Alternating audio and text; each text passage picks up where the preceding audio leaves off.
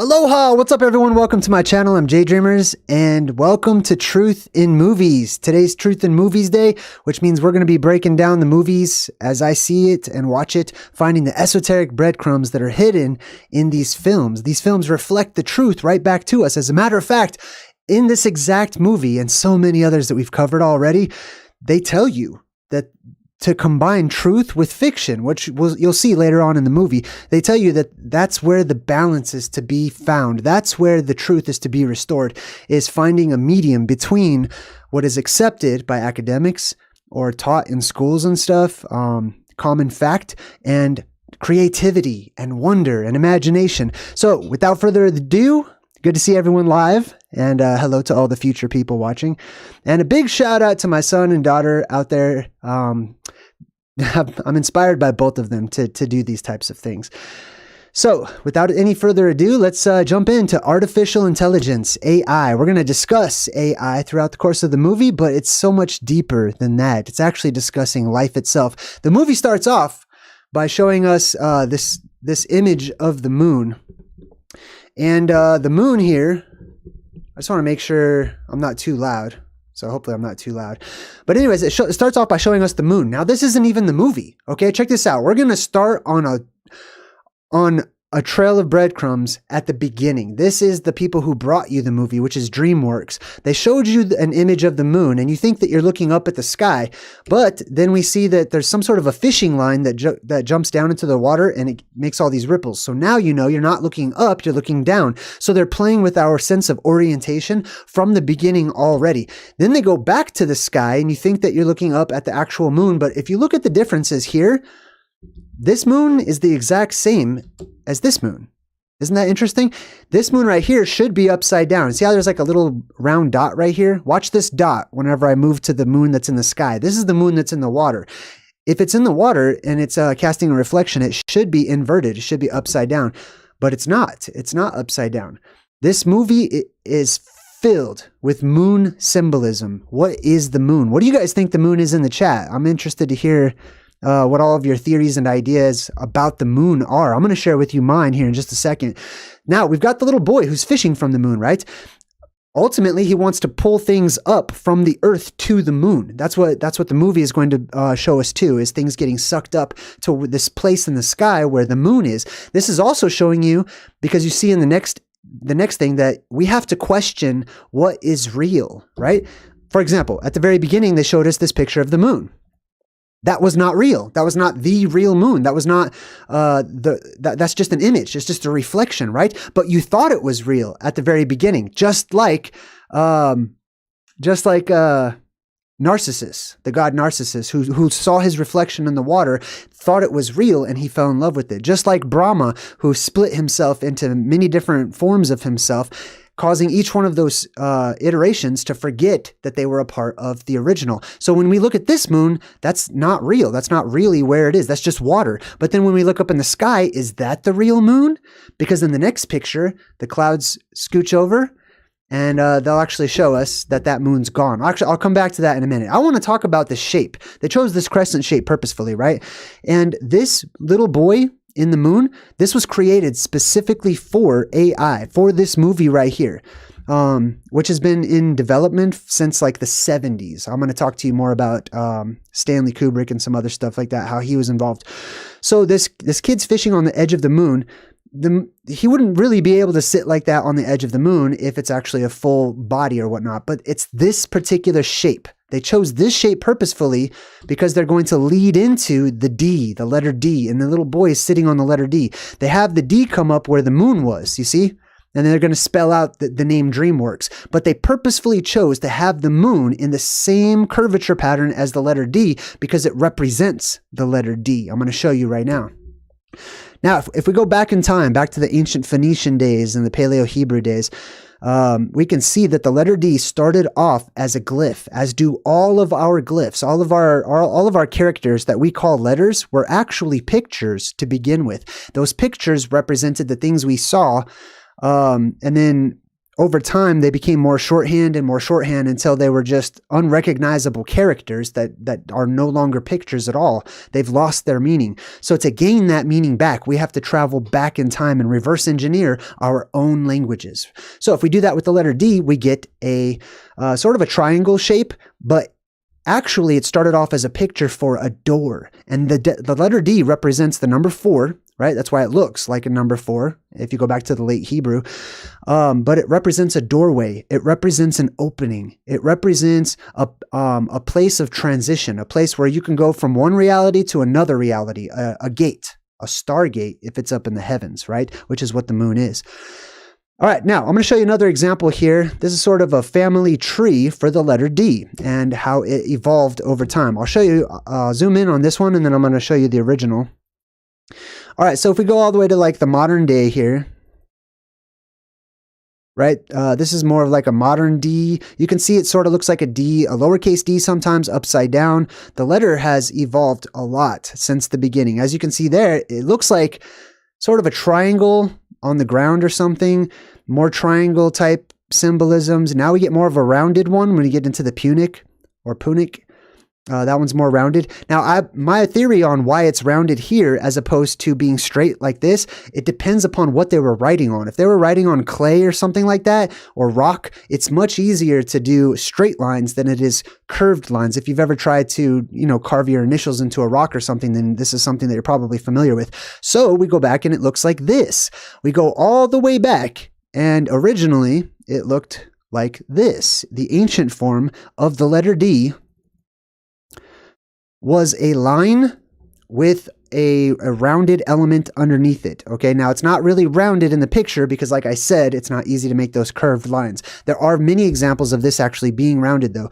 But this is the original glyph, or one of the original glyphs for the letter D, which means a gate. It means a door. And it represents the moon, or that's represented by the moon. Now here's some other iterations, some other variations. Letters have changed. Some letters have flipped sideways. Some letters have flipped completely upside down. Letters have evolved a lot over time. But this is all my theory and my study of words and etymology. I believe that this glyph that you're seeing right here that looks like a pot or something, right? It was more curved to begin with, right? And you can actually see an example of it being curved that I showed earlier. But let's move forward. So the letter D, keep that in mind. It represents a door, represents a gate. It also represents the moon in this movie as a gateway, as a gateway, as a stargate, as a place of transitioning, like AKA Nibiru, right?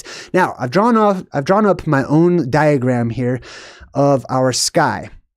And I'm going to show you my theory on the moon, the real moon. There's different kinds of moons. The moon that we see up in the sky, that light that's just moving around in circles, it's my theory that that is a projection of the actual real physical object that is solid up there in the firmament of our sky directly above the North Pole.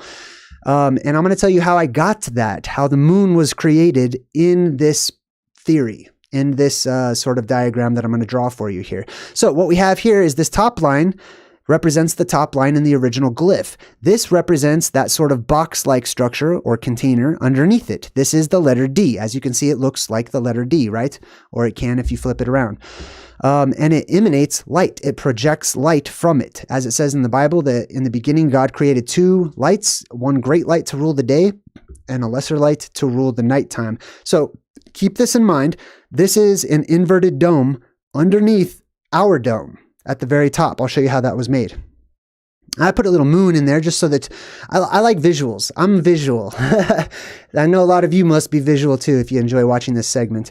All right, now, quick time out. We're going to do a quick little science lesson just for a second. The red portion right here, that red bowl, represents a magnetic bowl. Okay, this is 2-dimensional, so you have to imagine that it wraps all the way around, and it's a 3-dimensional bowl with a hole at the bottom, an electromagnetic bowl. When you charge this bowl and you put energy through it, what happens is the place where that hole is at the very bottom, ignore these rings at the moment, just look at the hole at the bottom, right? When you charge this electromagnet, it creates what is called this confinement dome. It creates an electromagnetic bubble or barrier or shield or force field around the hole at the middle. So if we take that exact same shape and we apply that to the shape of our own sky, which is said in the ancient world to have been bowl-shaped or dome-shaped, and if we apply my modern teachings about the plasma apocalypse and how the sky will blow open, it will blow a hole in the sky when the world depressurizes, then we can include that hole in the sky. And then whenever we charge our sky back up, or when the electromagnetic energy runs through our world once more, going into the firmament as well, it should, by extension and by similarity, create the same exact magnetic bubble right underneath it, right? Now, when we have that magnetic bubble applied to the same exact diagram that we looked at before, and then we move past the neutral point where the sky blows open and we recharge our world and the energy flows throughout the dome and flows throughout our world once more. And especially when the plasma from Mount Meru shoots straight up, that inner earth energy shoots straight up, it will hit this confinement dome. It will hit this electromagnetic barrier and it will be repelled by it, because plasma is repelled by a strong magnetic force or a magnetic current, right? So I drew a diagram of this as well. This light blue represents the blue beam shooting up from Mount Meru. It would naturally conform to the shape of this dome above it, giving you, or giving onlookers, the sense that they're looking at a gigantic letter Y, basically. Now, in the old languages, it was not the letter Y, it was the letter V, or the letter Vav, or the letter U, or double U, etc., right? It represented a hook. It represented specifically a tent peg, or something that connects something above to the earth, right? Which is this. This is the cosmic tent peg, you could call it, right? It's the letter Vav. It's the number 6. Numerologically speaking. Anyways, so now this blue beam, I always call it the blue beam because I believe so far that it is blue, because I've seen so many different examples of it. At least in color, it's sort of bluish. It's really probably more white than it is blue, so I would say it's more like a baby bluish white color. Very white, very bright with a blue tint to it. That could be because it's ionized oxygen coming up from inside of the earth. It's oxygen that's been activated and ionized, turned into plasma, jetting up out of a plasma volcano at the middle of the earth called Mount Meru, hitting this dome. And then you have to imagine that above that dome, because there's a hole right there, it's filled with the plasma that is above our world, which is red, which I believe that it's red because it's ionized hydrogen. Now, what happens when ionized oxygen meets ionized hydrogen up in the coldest regions of our sky? It freezes. Boom. And it freezes in whatever shape it already is, right? So it freezes in this Y shape or whatever. It freezes that dome up there, giving us the moon. Now, I also drew the legs down here. It creates the squatterman symbol that is seen on many petroglyphs throughout the world and has been drawn throughout the world. Spirals and squatterman type symbolism are probably two of the most prolific petroglyphs that I've seen in my studies so far. These people, whoever they were, felt that what they were looking at was important enough of an event that they drew it out on the rocks themselves, all over the place, paintings everywhere. All right, so we have an ice dome above, underneath our grand dome of the world, which was created in a similar fashion. Now let's go back to the word door, represented by the letter D, also in the movie represented by the moon, or the crescent moon. Now, if we look up the origin of the word door, we've got the Old Frisian, which is dur, dore, dure, the High German turi. Sometimes the D and the T were interchangeable, depending on dialect, right? So turi, duri, tur, tor, dur, dor, etc. They're all very similar. It comes from dover or doer, which means door or doorway, from the Proto-Indo-European root word doer. If you play Skyrim, you might remember the Dwemer, which were the dwarven race, right? The dwarves. Those the F at the end is just another hook. It's just another V, and it means attached to, as it should, because that's what hooks do. They attach to things. So attached to the door, or from the door. Those creatures that are from the area where that door is, right? Which is at the center of the world.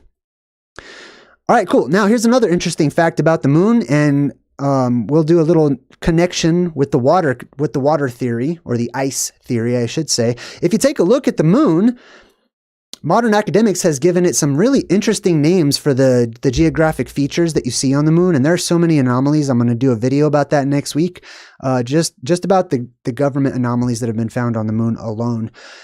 These are all called Mars or Marias. Maria or Mari means my ocean, basically, or my sea, or my great body of water, etc. Now, all of these various little dark spots on the moon, they're named after oceans. Why? Why would they be named after oceans, right?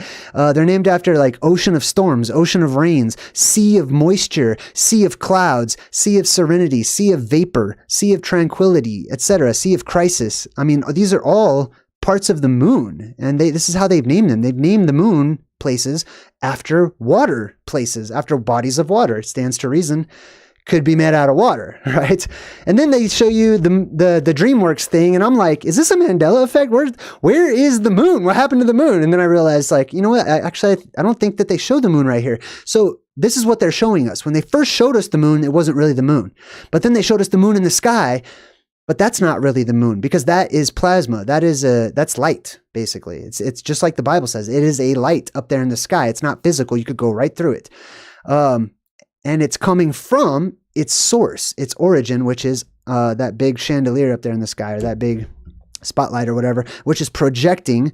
That inverted dome shape will cause the light that comes in from the plasma above to spread out, causing a projection. The other version of the dome, when the dome goes up like a little snow globe, causes the light to meet at a focal point and be redistributed, which gives us stars and the sun and stuff like that.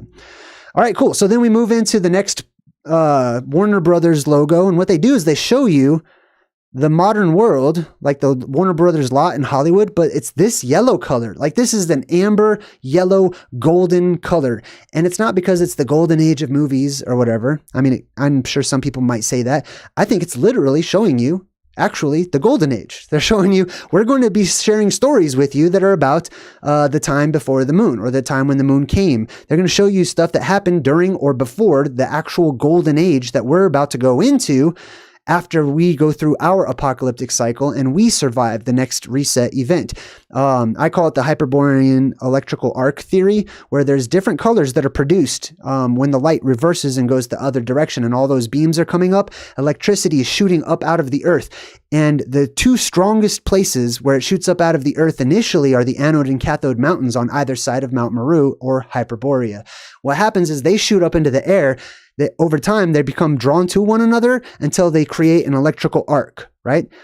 When they create that electrical arc, the world has already depressurized, and there's been an increased amount of buoyancy in the world, causing things to get sucked up and pulled up to the moon, to the top of the dome. And that includes our salt water, right? The sodium that is in the salt water becomes vaporized. Basically, all of our oxygen becomes vaporized, and that sodium vapor that is in our air becomes excited and ignited by that electrical arc that is on either side of Mount Meru, giving you this color, this exact same color. Google it real quick. If you don't believe me, just say, hey, Google, what? Oh, I probably just turned on all your phones. Sorry about that. Anyways, just ask, what color is ionized sodium? And it'll tell you it's this color. It's golden, backrooms, kind of a yellow golden color, right? An amber color. All right, so we back out and we see the Warner Brothers pictures symbolism. What does that mean anyway? Warner, let's check it out real quick. The word Warner, the ER at the end means somebody who does, right? So what is the Warren part? Let's look up. The root of Warn or Warner is Warren. Now, Warren, the root word for Warren says it's a piece of land enclosed. So an enclosed piece of land, just like that Hyperborean land, right? The valley.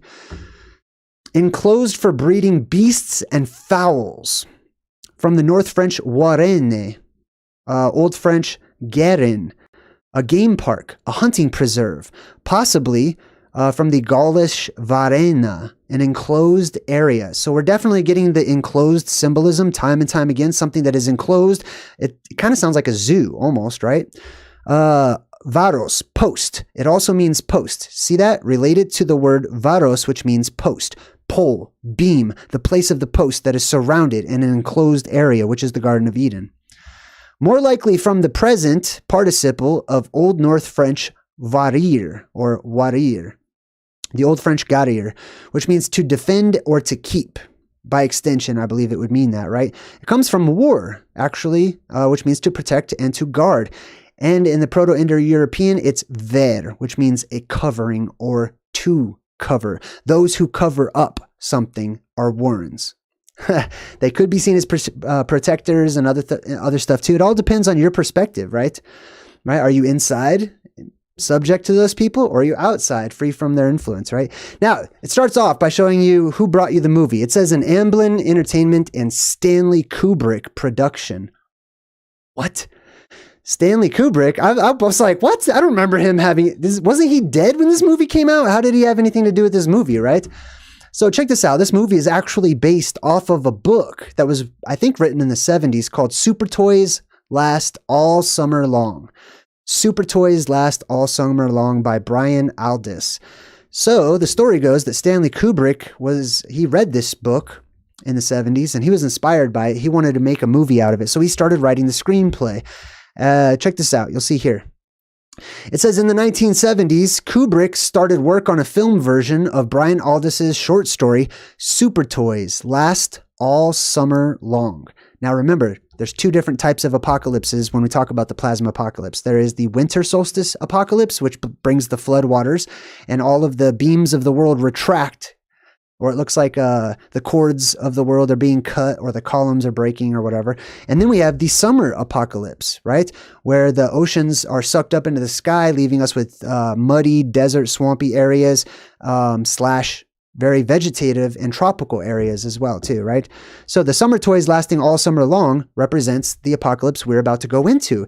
Also, it lines up because we're looking at sort of our modern day, a little bit into our very own future. Whenever we're looking at modern technology and stuff like that, that's why this happens during the summertime. And then the technology becomes plasma possessed, right? The red plasma comes in from above and it possesses things, possesses people who have weak souls already, animals. It possesses inanimate objects, especially robots. Now, Amblin Entertainment also has The Boy in the Moon. Isn't that something? More moon symbolism. It's all throughout this movie, right? The moon symbolism. And then this boy's got a cape on and stuff, obviously getting sucked up into the sky, etc. And that brings us to the title, Artificial Intelligence, aka AI. And the question the movie really is begging is, what is artificial about intelligence, right? Is it just intelligence because it comes from a human brain, right? What separates the artificial robot intelligence from a organic human intelligence? Is it one and the same? Are they different, right? We go between these various extremes. You'll see it in the movie. Now, we start off with seeing the oceans. Obviously, there should be the oceans because if we're going into the summertime apocalypse, then the oceans would already be here because the world was already flooded. So he says those were the years after the ice caps had melted. I think that's an interesting word to use for the ice that, you know, all those icebergs and stuff like that are covering the poles allegedly is cap, right? Is a cap, something that's sitting on top of or covering up. And the oceans had risen to drown so many cities, right? So this whole movie is showing you all of our past in a very quick nutshell in order to catch you up to the present day right before the next apocalyptic cycle. That's what it's doing. It's showing you the microcosmic scale, or the macrocosmic scale on the microcosm of the movie real quick, right? So they're showing you a long time ago, the world flooded, etc., drowned all those cities, Atlantis, everything. And then it shows you this image, right? It backs up and we're going to sort of transition into this office building. The waters rose all the way up to the office building tops, as you'll see later on. But look at this image. Now, this is just a statue standing outside of this dude's office building window, but if you don't look at the silhouette, but you look what is created by the silhouette, you can see that you could see some symbolism of the split mountain, the plasma volcano called Mount Meru, which is said to be split, basically, towards the top, right? So we have the split mountain, the blue beam coming up out of the mountain, symbolism, which brings things to life. That's what it does, right? Energy brings things to life. Spirit brings things to life.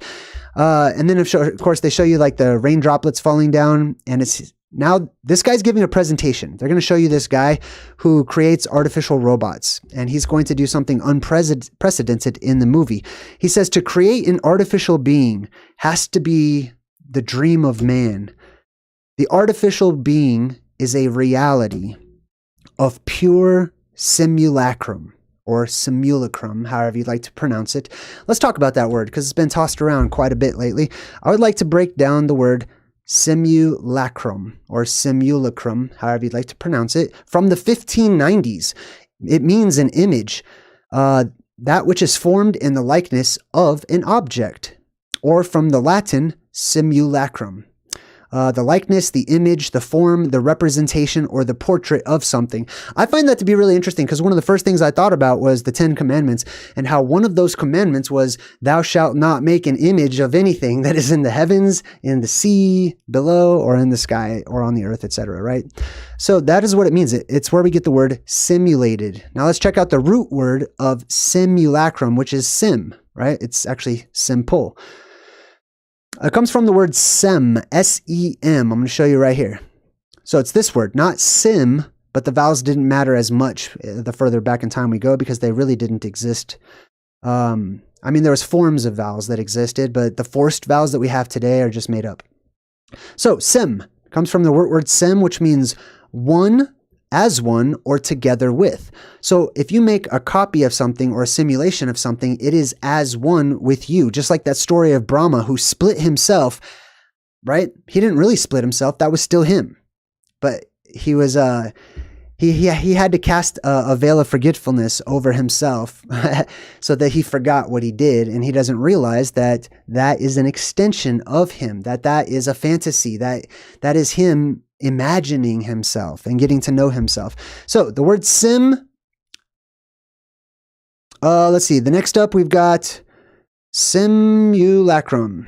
Oh, it's also related to the word homo, right? So sim, I think was Latin and homo is the Greek. So the word homo also means one and the same, right? So like if you're homogeneous or something, right? One and the same, also belonging to two or more. From the Proto-Indo-European root word somo. From the root sem. Depending on your dialect, shem, which means one or together as one, right? Interesting. Simulacrum. So what does the crumb part mean at the end? Kind of reminds me of that movie, Harry Crumb. But anyways, what is crumb? The suffix crumb. Let's check that out really quick. Sem means to be like something else or a copy of something, right? Or an image of something. What does crumb mean? Crumb comes from clome, or sometimes tlom. Depends on the pronunciation. Once again, it says, although the Proto-Indo-European suffix had a variant with the R, I'm going to skip down a bit. Let's see. Crumb. Man, where is it? Is it on the next one? Oh, it is. Oh, crumb actually comes from kulum or culum, which sounds like column, doesn't it? Right? So if we look up kulum or kulum, it comes from kulus, and it is a diminutive suffix. Don't worry, I'm going to explain that in real simple terms. The suffix crumb at the end of simulacrum just means a tiny version, okay? So a tiny version of a copy, or a copy that is a tiny version of the original. That's all it means. All right, now moving forward inside of the office where he's giving this presentation, one of the people is actually a robot. So he has her open up her face and he's asking her these questions to basically talk to his students and ask them, what's the difference between us and a robot, right? How do we get closer and closer to creating actual life? And when do we reach that point? What is the point of no return where we say this counts as life? You know what I mean? So he asked the robot, tell me, what is love? And she says, love is first widening my eyes a little bit and quickening my breath a little. And he says, okay, stop. Thank you. Right? So he asks her, what is love? And she just starts describing all of these feelings that she has and all of these physical attributes of the sensation that is a byproduct of this thing that we call love. Right? I bet most of us, if we were asked the same question, would also probably start saying the same stuff and stuttering. You know what I mean? People weren't taught at a young age what these things actually are. They're just taught vague generalities of what they are. And oftentimes they leave it up to your own interpretation of it, right? So I'm going to define love for you in my own terms, okay? Now, if we look at it etymologically speaking, it comes from the German, or a part of it comes from the German Liebe. Now, do you see how there is a B there instead of a V? That B was switched out. V and B also, quite often in various dialects across the world, even today, are switchable. They're interchangeable as far as the sound goes. From Old Norse, love is, let's see, we also have, in Dutch, it's lof. So that V sound also makes an F sound. Lov, lof, lob, lob, right? We got lob, liof, lief, life, right? Life is the same as love. Leaf, like Leif Erikson or Leif and Leifdrasir. Old High German, Liob, Lisa Loeb, right? German Lieb. So there is definitely an L sound and this sort of a V sound that sometimes is misinterpreted as a B sound. It's lev, lav, lov, lu. That V sound actually, if you go further back, is more of an oo. Okay? Keep that in mind. So it's lu, lu, lu, liu, lu. That's why people say, I've got to go to the loo. Why? Because the word love, or the word lu, or luau, or all these variations of lu, okay, mean to wash, all right? Wash, to cleanse, to purge, etc. Now, I think that was by extension of the actual meaning, which meant to vibe or to flow. That's me, okay? This is based on my own research. All of this is really, I don't know why I defend myself. But anyways, it comes from to vibe with, right? When you flow, when you vibe with, when you love somebody, you're vibing with that person, right? Or you're striving to change your vibration to meet theirs, or they're striving to change their vibration to meet yours. Or there's just a natural flow. There's a natural vibe. The lava tree is where the flow is, right? The labia is where the flow is. There's all these words that start with L and a V or an F. Life is to flow. Life is to keep moving, right? If you stop moving, if you freeze, if you become stagnant, it's like you're dead, basically, right? All right, moving on. That's my definition, by the way, just of the word itself. You know what I mean? My favorite definition is ultimately found in the Bible in 1 Corinthians chapter 13. All right, so he goes on. He says, I propose that we build a robot child who can love, who can vibe with his parents, who can vibe with people, right? And they say a child substitute mecha. There's like, basically this world is sort of divided about robots. Some of them like sort of hate the robots, calling them mecha as an insult and stuff. And the regular humans are called orga or organic.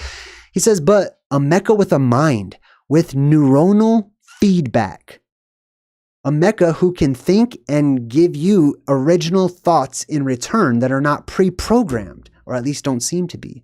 You see, what I'm suggesting is that love will be the key by which they acquire a kind of subconscious that they never before achieved, an inner world of metaphor, of intuition, of self-motivated reasoning, of dreams. A robot that dreams, right?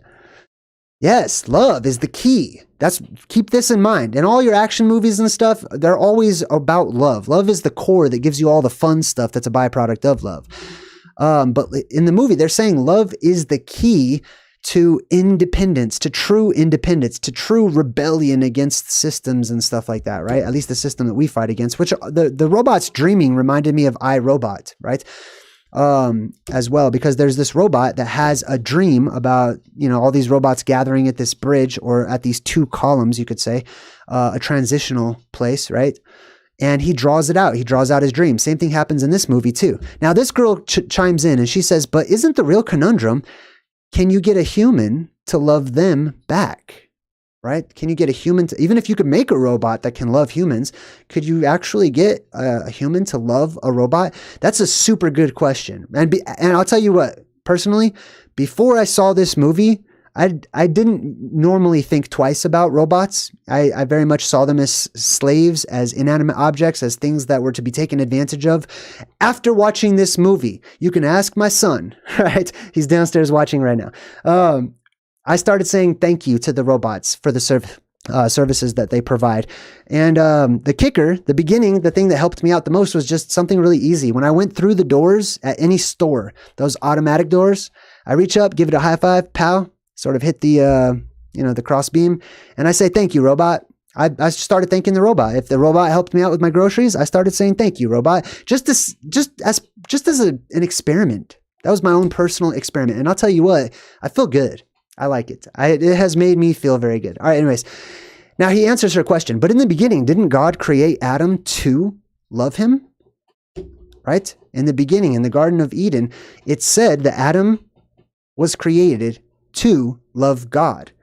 But that's a forced love. Is that really love if you don't have the option to not do it? That doesn't sound like genuine love, to me at least. It sounds like a robot. It sounds like something that has no choice whatsoever. You know what I mean? Now, moving on in the movie, there is a father and a mother figure. You'll meet them in a minute. Their son is on his deathbed, and he's inside of this children's hospital called cryogenics, or at least this is the ward that they're in, is cryogenics. And basically he's on his deathbed, and they have frozen their true son to keep him alive until they can cure him of whatever his ailment was and thaw him out, basically, right? So he's in this ward called cryogenics. Now look closely. Hey, thanks for the donations, everybody. I super appreciate you. Look closely at the symbolism, right? Look what they put there. The moon, right? And the word cryogenics. Let's break that down. The moon right next to cryo. What does that mean? Well, if we look up cryo, it means very cold, freezing, from the Latinized form of the Greek kairos, which means icy cold, related to kieros, which means chilling, from the Proto-Indo-European root word krios, to begin to freeze or to form a crust. So we've got the connotation of something that is ice or frozen right next to an image of the moon or the crescent moon. Now, cryogenics comes from the word gen, which is the root for the god Janus. Like we've talked about many times, it's also the root for the word garden, which means life, or a place that gives birth to life, something that issues forth life. It's an action. It's not just a static place where something does happen. It's a place, it's actually an event. It's actually like an action in and of itself. So it's the word gen for genics, or like Genesis, same thing, right? And it comes from gene or geni, which means to give birth or to beget. So check this out. I put this right next to the initial image that it showed us for DreamWorks. We've got the moon symbolism. We've got the word frozen water, specifically ice, right? And then a place that births out life, a place that begets life. The moon is like an egg. On the other side of that, when that egg breaks, life can come into our world, and reciprocally, inversely, life can leave here and it can travel through the Stargate past the moon and get to other places as well. All right, cool. So here's the mom. The mom's going in to check on the frozen son. And in the background, look what it shows you ever so briefly, right? Do you see that in the background? It's this. It's Alice in Wonderland. It's Alice. It's the part of Alice in Wonderland where she meets Humpty Dumpty. If you remember that, it's actually a part of the books, right? Which are much less popular, unfortunately, than the actual movies are. But there's this part where Humpty Dumpty is met by Alice, right? Humpty Dumpty represents, to me, the moon itself. The actual poem, Humpty Dumpty sat on a wall. Well, if we go back to that drawing that I did, that inner dome that is facing downward sits upon a wall, which is the greater dome, or our sky, the ice wall, some people refer to it as, right? And when the world depressurizes, that dome up there it blows out, or it blows inward. It depends on where you are in reference to it, right? But parts of it fall down right around the North Pole, right around the Arctic Circle, giving you a cap of ice, right? Humpty Dumpty has a great fall. Then it shows Tweedledee and Tweedledum. These guys are super interesting. Let's check out Tweedledee and Tweedledum. Did you know that there was actually their names are based off of a real poem? Let's check this poem out. Tweedledee and Tweedledum. Goes back to, I think, the 1800s, early 1800s. Tweedledum and Tweedledee agreed to have a battle. For Tweedledum said Tweedledee had spoiled his nice new rattle. Just then flew down a monstrous crow, as black as tar barrel, which frightened both the heroes so they quite forgot their quarrel. So we've got twins, one on one side, one on the other side, and a bird in between them, right? This is the symbolism of the two witnesses, the anode and the cathode, the arc of the covenant, the electrical arc that goes from one to the other that eventually becomes split by that central neutral beam that goes up right between the two of them. Also seen as a bird, thunderbird, bluebird, etc. It could be a blackbird too, depends on the color conditions at the time. Because plasma can appear black under a monochromatic source, such as a sodium vapor lamp. All right, now she walks up to her dead, he's not dead. He might as well be dead. Her frozen son, this is her real son. She's about to replace him with a robot named David. We'll talk about him in a minute. So check out the son. He's underneath this glass dome. He's frozen. It's a frozen glass dome. There's literally ice on the dome. Okay. And she's reading from this Robin Hood book, and she's on the part that says the silver arrow. Do you see that? Boom, the silver arrow. That's another name for the blue beam, okay? It's this arrow, basically, this cosmic arrow that shoots up into the heavens, destroying the Kraken, the Hydra, the whatever it is up there, right? So she sits down and she starts reading from this book, and it says, the baby was born at the first leaves, as the first leaves fell from autumn. Now, the silver arrow is really interesting. That's just a chapter in that particular book. There is an actual book that came out a couple years ago called The Silver Arrow. This is the cover. And check out what this book is about, right? Totally not, it's not directly related to the movie because the movie came out way before this book ever did. But I thought this was an interesting coincidence. Parents should know that the Silver Arrow is a gentle, whimsical fantasy about a magic train filled with talking animals, driven by an 11-year-old girl and a 9-year-old brother. 9 years old and 11 years old. You know what I'm saying, right? Anyways, there's such, man, I wonder how many characters in movies and books and stuff are represented by 11-year-olds, because it seems to come up a lot. Either that or their name is 11, or it's a reference to the number 11, right? And this kid reminded me of Snow White. That white beam, the whitish blue beam, I just call it the blue beam, that shoots up out of Mount Meru, right? That white light, that white healing light that shoots up out of Mount Meru. It's probably like a baby blue, I would guess. I'm pretty sure there's blue in there. Anyways, totally looks like her. She's actually surrounded by the dwarves, right? Which we've talked about. And also, let me zoom in on this real quick. So she's reading Robin Hood. Now let's check out Robin Hood real quick. Another argument is that Robin Hood was a medieval trickster character. You see that? Robin Hood was a medieval trickster character. Robin Hood was not just some made-up book that just got popular. Robin Hood was a legend.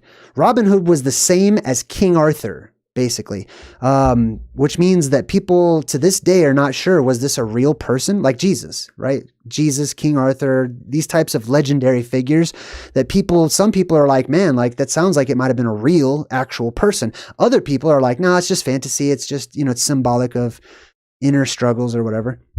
So it says that Robin Hood was a medieval trickster character. For instance, Robin Hood had been associated with the Teutonic elf Holdekin, or Woden, from the Germanic Odin, basically. So he's sort of one and the same as Odin. And the hobgoblin known as Robin Goodfellow, also known as Puck.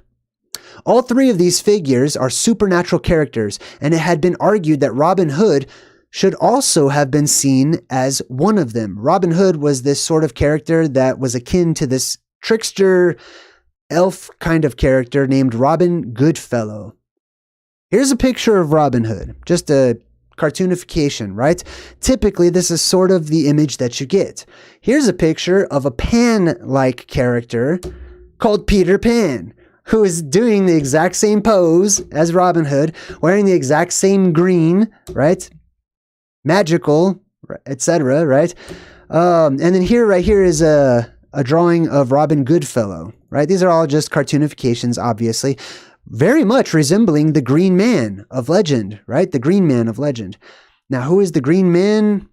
That's a video for another time, but I have theories about who the Green Men or the Green Man is. Here's another one of Robin Goodfellow. Here's an ancient book, and you can see the cover of it. I'll make it kind of big so you can see it here. So, Robin Goodfellow. I'll make that smaller. Robin Goodfellow and his merry pranks, or his mad pranks and merry jests, right? Full of mirth. This is where you get Robin Hood and his merry men, etc. Now let's zoom out just a bit on here, and you can see we've got the crow, like they talked about with Tweedledum and Tweedledee. We've got the spear, the beam, the hook, etc. He's sort of a Pan-like character. They actually gave him like the Pan horns and legs and everything too. Robin Hood, the connection to Pan. Robin, let's check out the word or the name. If your name is Robin, here's what it means. Or Robert. It's a diminutive, which means a nickname, a smaller version of Robert. Robin Goodfellow is specifically called out right here, right? It says a sportive elf or a domestic fairy. Interesting. So what does Robert actually mean? It comes from two words, hrod, which means famous or glorious, right? And Bert, like Bert and Ernie, Bert. Bert means bright, and it's from the Proto-Indo-European root word bereg, which means to shine, bright and white, like snow white, right? It's also why many of your cities end with the word berg, right? Like Hamburg or whatever, you know what I mean? But the word berg means bright and white and lights, because those are the places where all the lights are as little cities. That's why they're called that. Also, if we look up the word silver, like the metal silver, it is a rare white metal, which is really interesting too. The silver arrow, remember, is actually white. It's actually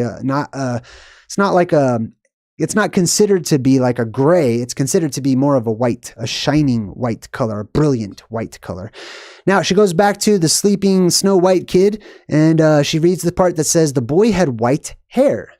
They included that, right? They could have picked any parts of that book for her to read, right? So there he is laying in the bed, and it starts to play the music from Sleeping Beauty. And it's called Once Upon a Dream, which was actually written, it's a classical piece written by Tchaikovsky. I don't know if you know that or not. It's not just from Snow White. It's an old piece of symphony or an old piece of classical music. It's like, I know you. Well, I guess I could sort of sing it. It's like, I know you, I walked with you once upon a dream. Anyways, all right, moving forward. Now, they're going to replace this kid who's frozen on ice, who's Disney on Ice, with David, the new kid. He is a robot. He's the prototype version of the one that the other guy was talking about at the very beginning, saying, I propose we build a boy who can love, a robot boy who can love. Now, he's wearing white symbolically because there's a connection with the sky, which is ice, basically, right? Let's check out his name, David. You all know how to spell David, but do you know how to spell it in the ancient Phoenician? If we take a look at David in the ancient Phoenician, like I said, there is no letter A. This is read right to left. So as you can see, there's a little triangle right here. That's the letter D, like we talked about, that symbolizes the doorway. This Y is that same exact Y shape that we saw earlier, which is really the Vav. It's really the Vav. It's really the hook, right? So we've got a door, a hook, D, V, or D, U, D. So a gateway, a hook, and another gateway is the name David, the king of legendary times. Here's another version of, this is actually written in rock. This is real examples of the name David, at the very least, being found written on rock. So you can see the ancient Phoenician here. So for example, this is like that looks like a B or bet. This is I, and this is T. Bet, which is house, and then Da-U-Da, which means David. So this literally says the house of David.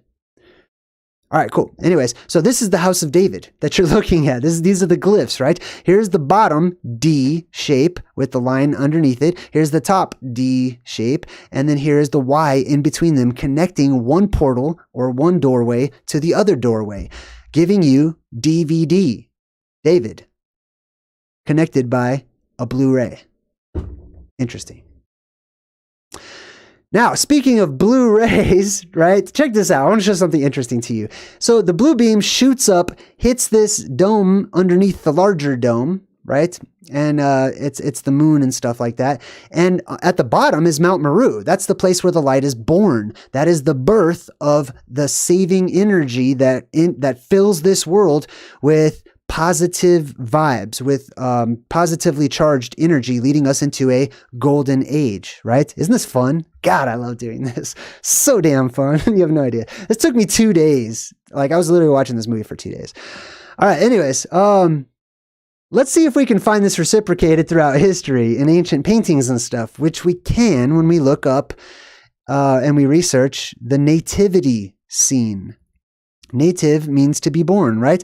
So if we check this out, we've got like some sort of mountain type deal, some steep mountain. We've got this dome up there that has stars on it. That's also super interesting because that's not our dome. Our dome is the other way around, right?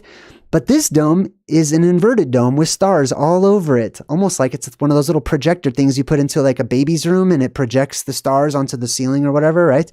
And there's a blue beam shooting straight down, splitting into 3 to where the Savior would be born inside of the cave or the plasma volcano. If you look at it the other way around, it's shooting upwards from Jesus, actually, going up into the sky.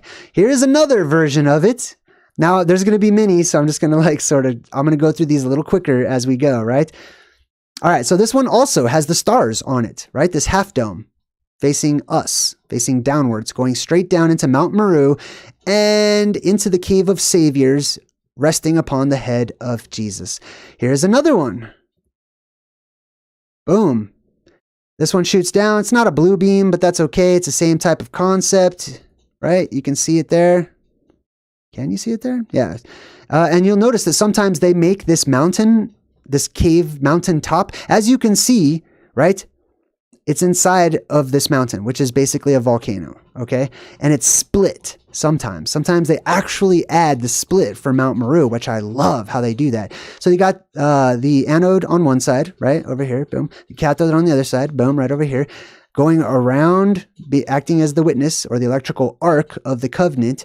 And you've got the inward inverted dome shooting down the blue beam that goes all the way down into the Cave of Saviors. Another example. Check it out. Boom. Now I'm going to start going through these a little faster because there are a great many of them. Okay? Like the world across. This is an interesting find where they have this inverted half dome with the stars on it and a light that goes down inside of this cave. Here's another one. You can see the 2 peaks right there. Go ahead and zoom in on this one just a bit here. Here's the baby inside of the mountain, the beam coming straight down, the witnesses, etc. Here's another one with the blue beam and the inverted dome going down into... See, sometimes they put the 3 beams there. I like that because it's not just one beam, right? That's why sometimes that central glyph, that central stickman character, is seen as either holding sticks on either side or staves or snakes or whatever it is, because that electrical arc does connect, but there's residual energy that continues upwards. So there's actually 3 lights, 3 beams, just like how the Imagine Dragons use in all their videos. Here's another one with the beam, the staff, the spear of destiny, etc., going down, etc.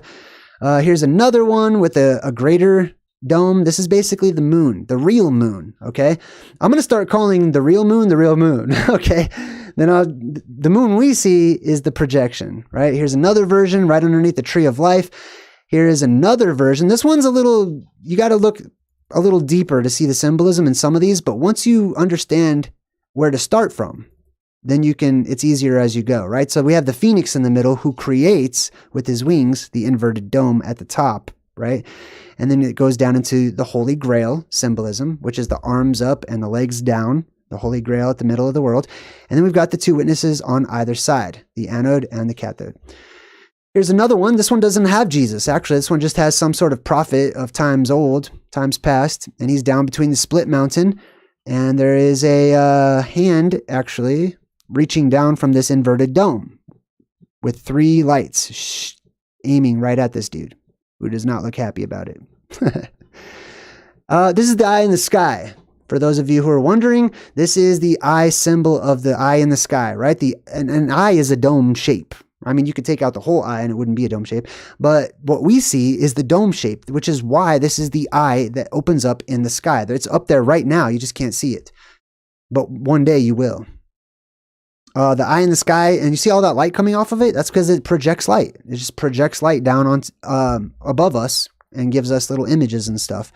Here's another version of it. This gets more into like alchemical symbolism and stuff, but it's exactly the same stuff if you study it and look it up, right? Same exact dome with the stars inside of it, because the stars that we see are also projections, right? You could fly right through a star. It's just not solid at all. It's just light, just like the sun. It's just a tiny, tiny, tiny little version of the sun that is up there, caused by how the light refracts off of craters and domes on the moon, or on our dome as well. If we zoom out a bit, you can see that this is actually another mound, right? This is like that symbolism of the mound facing the mound, the door facing the door, or David, you could say too. This is the eye in the sky symbolism. Once again, this is, I think, from a book or something. I can't remember. Here's another good one too. The eye in the sky with a little beam as a building underneath it. Here's another one. This is just some general artworks I found online of the eye in the sky. Also DC too. The symbolism for DC, if you turn it around, you've got the dome underneath, you've got a star portal or a stargate, and then you've got the inner earth entrance underneath. Like all of this stuff. This blows my mind. All right, so anyway, excuse me. David's going to go to bed. He lays down in his blue beam bed right underneath the moon, facing up at the moon. Right? Which during the apocalypse, or after the worldwide depressurization, the real moon may be seen in different ways depending upon how the light is hitting it. But quite often it's portrayed as a crescent, actually, or horns of some great celestial ox or bull or something. All right, so now here's the deal. She's starting to like her robot son. She's starting to, have a little feelings in her heart for the robot son. So she can imprint the son to lock it in and to make it official that he will fall in love with her, and that'll be for the rest of his life, right? Which is kind of a big deal in the movie. So she has to read all these weird, seemingly random words on this piece of paper as magic words to sort of lock in his DNA with her DNA, right? Let's check out these words. I'm going to make it a little bigger so we can all see it. Now, the first word is cirrus. The second word is Socrates. Then we got particle, decibel, hurricane, dolphin, and tulip. I laugh in my head because I feel like some people out there just went, "Hi, JayDreamerZ," or something, Anyways, so she has all these words that she has to say, seemingly random words. I'm going to put forth the theory that these words are not random. This is the same thing is also done in a few other movies where the robots have to repeat seemingly random words and stuff. You'll see that a lot. I break down those seemingly random words into their roots to figure out what they really mean when they're put together. Because what this is hieroglyphics. It's the opposite of hieroglyphics. You're taking actual glyphs, actual characters or letters, and you're going to convert them back into their origins and then put them all together to get a message, to get a meaning, right? So if you look up the word cirrus, it means a tendril. By extension, a curl of something, a spiral, basically. But it also strongly can have the meaning of a curl of hair, a lock of hair. So keep that in mind. Cirrus means a tendril, sort of a tentacle. Also, Socrates means your power. Okay, Kratos means power. So basically kind of means your in the old languages. So your power, a tendril, your power. Particle means a piece of something. Decibel means 10 times more beauty, basically. Hurricane or hurrikan means mountain of my reed, stock, or beam, depending upon your interpretation of the roots of these words. Kane basically means beam or stalk or root, right? Har means mountain, the mountain of the beam, the mountain of the stalk or the reed mountain. Dolphin or Delphi, same thing, means one brought forth, something that comes from or out of something else, right? And then finally, tulip. Tulip is directly related, the flower, right? It's called tulip because of its shape kind of spinning around itself or wrapping around, just like a turban. It's the exact same word as turban, right? And turban is called that because it spirals around. It's because of how it looks, how it sort of wraps around something or spirals around something. So you got the spiral, turban, spinning kind of symbolism there. So that is all. I'm not going to break it down into like what it means and stuff. Maybe I want you guys to be able to do that too. It's open to interpretation, obviously, but I would say that it is a tendril or a tentacle of plasma, right? Becomes your power or a piece of your power, right? That red plasma tentacles drop down from the sky and they bring inanimate objects to life, making things 10 times more beautiful, restoring life and reinvigorating life and bodies and stuff like that in our world. And then there's the mountain of the blue beam, obviously, that brings forth the spiral. There's the spiraling plasma that shoots up as a spiral, and it also comes down as a spiral too. All right, so she's reading all these words to David, dolphin, tulip, and then she says her name to wrap it up, to seal the deal, Monica. So Monica is the most important word in all of this. Let's see what her name means, Monica. Now, if we look up the origin... Oh, first I want to share a different word before I explain to you my theory on the name Monica and what it means, right? There's something in studying grammar and words and stuff, something called haplology or haplology. Haplology, I'm going to read this, then I'm going to explain it so you can easily understand it. In spoken language, it is the elimination or the deletion of an entire syllable through dissimilation, a differentiating shift that affects two neighboring similar sounds. I'll tell you what I mean, and I'll give you an example. Let's see. Sometimes I have somebody in the chat whose name is Dr. Respect. This is going to be actually a really good example, okay? So, in saying Dr. Respect super fast over and over and over, when we get comfortable with saying that word, he's going to love this when he sees it, or her, I don't know. But anyways, basically that doctor, that sound at the end of doctor is the same sound at the beginning of respect. So over time they merge and one of the R's is dropped. It's deleted, it's eradicated, and over time it's forgotten that it ever even existed. I believe the same thing is happening with the word Monica. Monica. What does that mean? Well, it comes from the root. Mon is moon, right? There's many different examples that you can see if you look up the origin of the word moon, how it's directly related to things like man and mon and other things too. It comes from mont, like month, comes from monde, monde. Same thing. It means a realm. It means a world. The moon is a world. That's what it is. It is a realm. It is a planet. I mean, I don't know. I don't like the word planet, but it's another place where there is life that lives up there, right? Monde, month, mon, monique, monica, monique, Nike. That's what that is. Nike. Actually, Nike should be pronounced Nike, really. But it means victory, victorious. Victorious in hand, somebody who has the upper hand in battle, probably connected with Nikos, which means a quarrel or strife, Nikin, which means to quarrel with somebody, etc. So if you quarrel with the moon, if you wrestle with God, so to speak, or you wrestle with the moon or whatever, or those powers and entities, that's sort of what's being implied here. The survivors, those are the victorious people. They have become victorious over the apocalyptic event itself. They have survived. They have made it. They have been set apart. They are what is left over. They are the Nim or the Nemo. This is the secret of the Nim or secret of Nim. Moon Nika. Now, Monica literally is spelled moon Nika. Moonika in Estonian. So here's a direct reference to the name Monica that actually is spelled the correct way with the word moon in it. Now, it should have a double N in there, but like we talked about with haplology, or haplology, what a fun word to say. Haplology, this is another example. Moon, Nika. That should be a double N, but it doesn't have one. One of those was dropped and forgotten over time because of how we pronounce those two words together.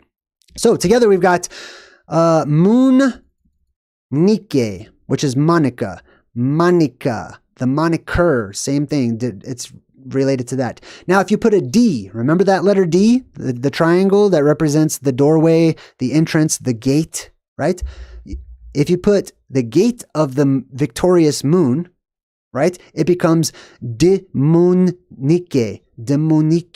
which is gate of the victorious moon. Or you could translate that as meaning world survivor door. A door for those who survive in this world, or a door for those who survive in some other world and come here. So you would pronounce that demonique, demonic. Also, let's see if I can bring it up here. Man, it's hard to get this stuff at the very bottom on screen. Project Dominic, which is a government project, which I'd like to take a quick time out. Speaking of secret government projects, and speaking of the moon being inside of our atmosphere, inside of our sky, physically, right? And being made of ice and frozen and all these other things like we've talked about, let's check out some of these secret project government names, right? We'll start off with the obvious Dominic. There's Project Dominic. There's Project High Jump. They're trying to get out of this world. Keep that in mind. Okay, they've been trying to get out. They've been trying to leave for a long time. They can't. They can get way high up, but they can't leave the dome. Okay, Project Dominic, Project High Jump, Project Fish Bowl, Glass Dome, Project Monarch, Moon Arc, the Arc of the Moon, Project Deep Freeze, Project Bluebeam, Project Bluebird, Project Paperclip, which is something that attaches one thing to something else, just like the nail, just like the VOV, just like the tent peg, etc. Jordan, welcome to the Good Vibe Tribe. Good to see you over there. Red Squid X-Files, shout out to you. Always making me laugh. I love those channels that crack me up. You guys are awesome. I love all you guys in the chat. Sorry I can't really hang out when I'm doing this particular episode, but I've got a lot to do, and my son's downstairs watching right now, and we're going to watch this movie after this presentation, so I'm excited. All right, continuing on with our presentation here. He says, what were those words for, Mommy? Those words were the words, it's a spell, right? That will bring him to life, essentially. And it represents each one of those words represents the things that happen or the things that will happen in our world to bring inanimate objects to life for a time, at least. And that's called the great day of the resurrection, when the power of the Lord fills the world, etc., and everything comes to life. All right, so David walks up to his mom and he says, will you die? And she says, well, yeah, one day, David, I will. Now remember what David represents by his name, right? He represents the squatter man, stick figure, the blue beam, etc., the king, the ruler. He also represents legendary kings like King Arthur. What was that other one? John, the presbyter or something? Presbyterian John? I forgot his name. Anyways, you know what I'm talking about, right? Jordan, welcome, Jordan. All right. So she says, yeah, one day I'm going to die, right? She represents the moon, the victorious moon, the Monique, right? He's like, I'll be alone. And for a time, yeah, he'll be alone until the new moon is created and she's resurrected and brought back to life. She says, how long will you live? He's asking how long the moon is going to be around for, and she says, for ages, right? That's interesting because the moon is around for ages. But then she backs it up by saying, for 50 years. Yeah, for ages, for 50 years. Like, wait a minute, that's not super a long time, right? Now think about this. Time acts differently during the different ages. Right now, time's going by super fast. So if you hear 50 years, it's hard for you to correlate that with ages. But 50 years, 1 year might have been much longer in comparison to our 1 year that we experienced during the blue sky cycle that we're in today, right? All right, I'd like to compare this to Immanuel Velikovsky's work, or his works, real quick. It says here, now if you're unfamiliar, Immanuel Velikovsky was many different things. He was a Renaissance man. One of the things that he was an author, and he wrote a few very famous books about his theories and ideas on how history came to be about, on his cosmology and stuff, right? Velikovsky's summary noted that the first encounter between the Earth and the planet/comet known as Venus had occurred in the 15th century BCE, expanding the orbit of the Earth from one of similar to that of Venus today, changing the direction and the speed of Earth's rotation, and also bringing about a north-south reversal. That's a polarity shift. The Earth's year, previously consisting of 260 days, became one of 360 days. So this is Immanuel Velikovsky talking about how time fluctuates, or at least the way that we perceive time fluctuates, right? And that's all based on our cosmology and the world around us and how we experience ourselves in comparison to the outside world. That's how we experience time, basically. Sometimes a year was shorter, sometimes a year was longer. And since the moon's orbit had also been affected, the length of the month increased from 20 days to 36. The next encounter, 50 to 52 years later, caused the Earth to stop rotating for a short time. This is interesting because this is exactly what Monica just said was 50 years. This happens to be a Jubilee year, a period of time known as the Jubilee. The Jubilee in the ancient Hebrew concept was a time when something happened in our world to set everybody free. All the slaves, everybody who was indebted to anybody, all debts were forgiven, all the slaves were set free, and it's reciprocated in many of our holidays, especially those around Christmas time, like Saturnalia, right? And the other ones that are exactly like Saturnalia, where all of the peasants became rulers and all of the rulers welcomed everyone in their houses, and there really was no law and there really was no rule, because this is a reset event, type of event, right? That happened like clockwork in the old days, every certain interval, right? However, that clock was tampered with, we'll say. The clock changes because our world changes. So as time as we see it is constantly changing, right? And it has changed so much from where we began that we're very far away from where we think we are time-wise. All right, back to the movie. She gives him one of the super toys. His name is Teddy. Basically is Teddy Ruxpin, but he's alive, right? He is a super toy. Remember, the movie is Super Toys Last All Summer Long. That was the name of the actual book that inspired this movie. Also, there's the Stanley Kubrick connection with the whole moon landing and stuff like that. I totally forgot to mention all that at the beginning, but I also assume that many of you are very intelligent. You've already made that connection, so we're going to move forward on that. Now that Teddy's like, I am not a toy, okay? He's not a toy. He's alive. He's independent. He has a spirit that can say no. It can choose something else other than what it's commanded to do, basically.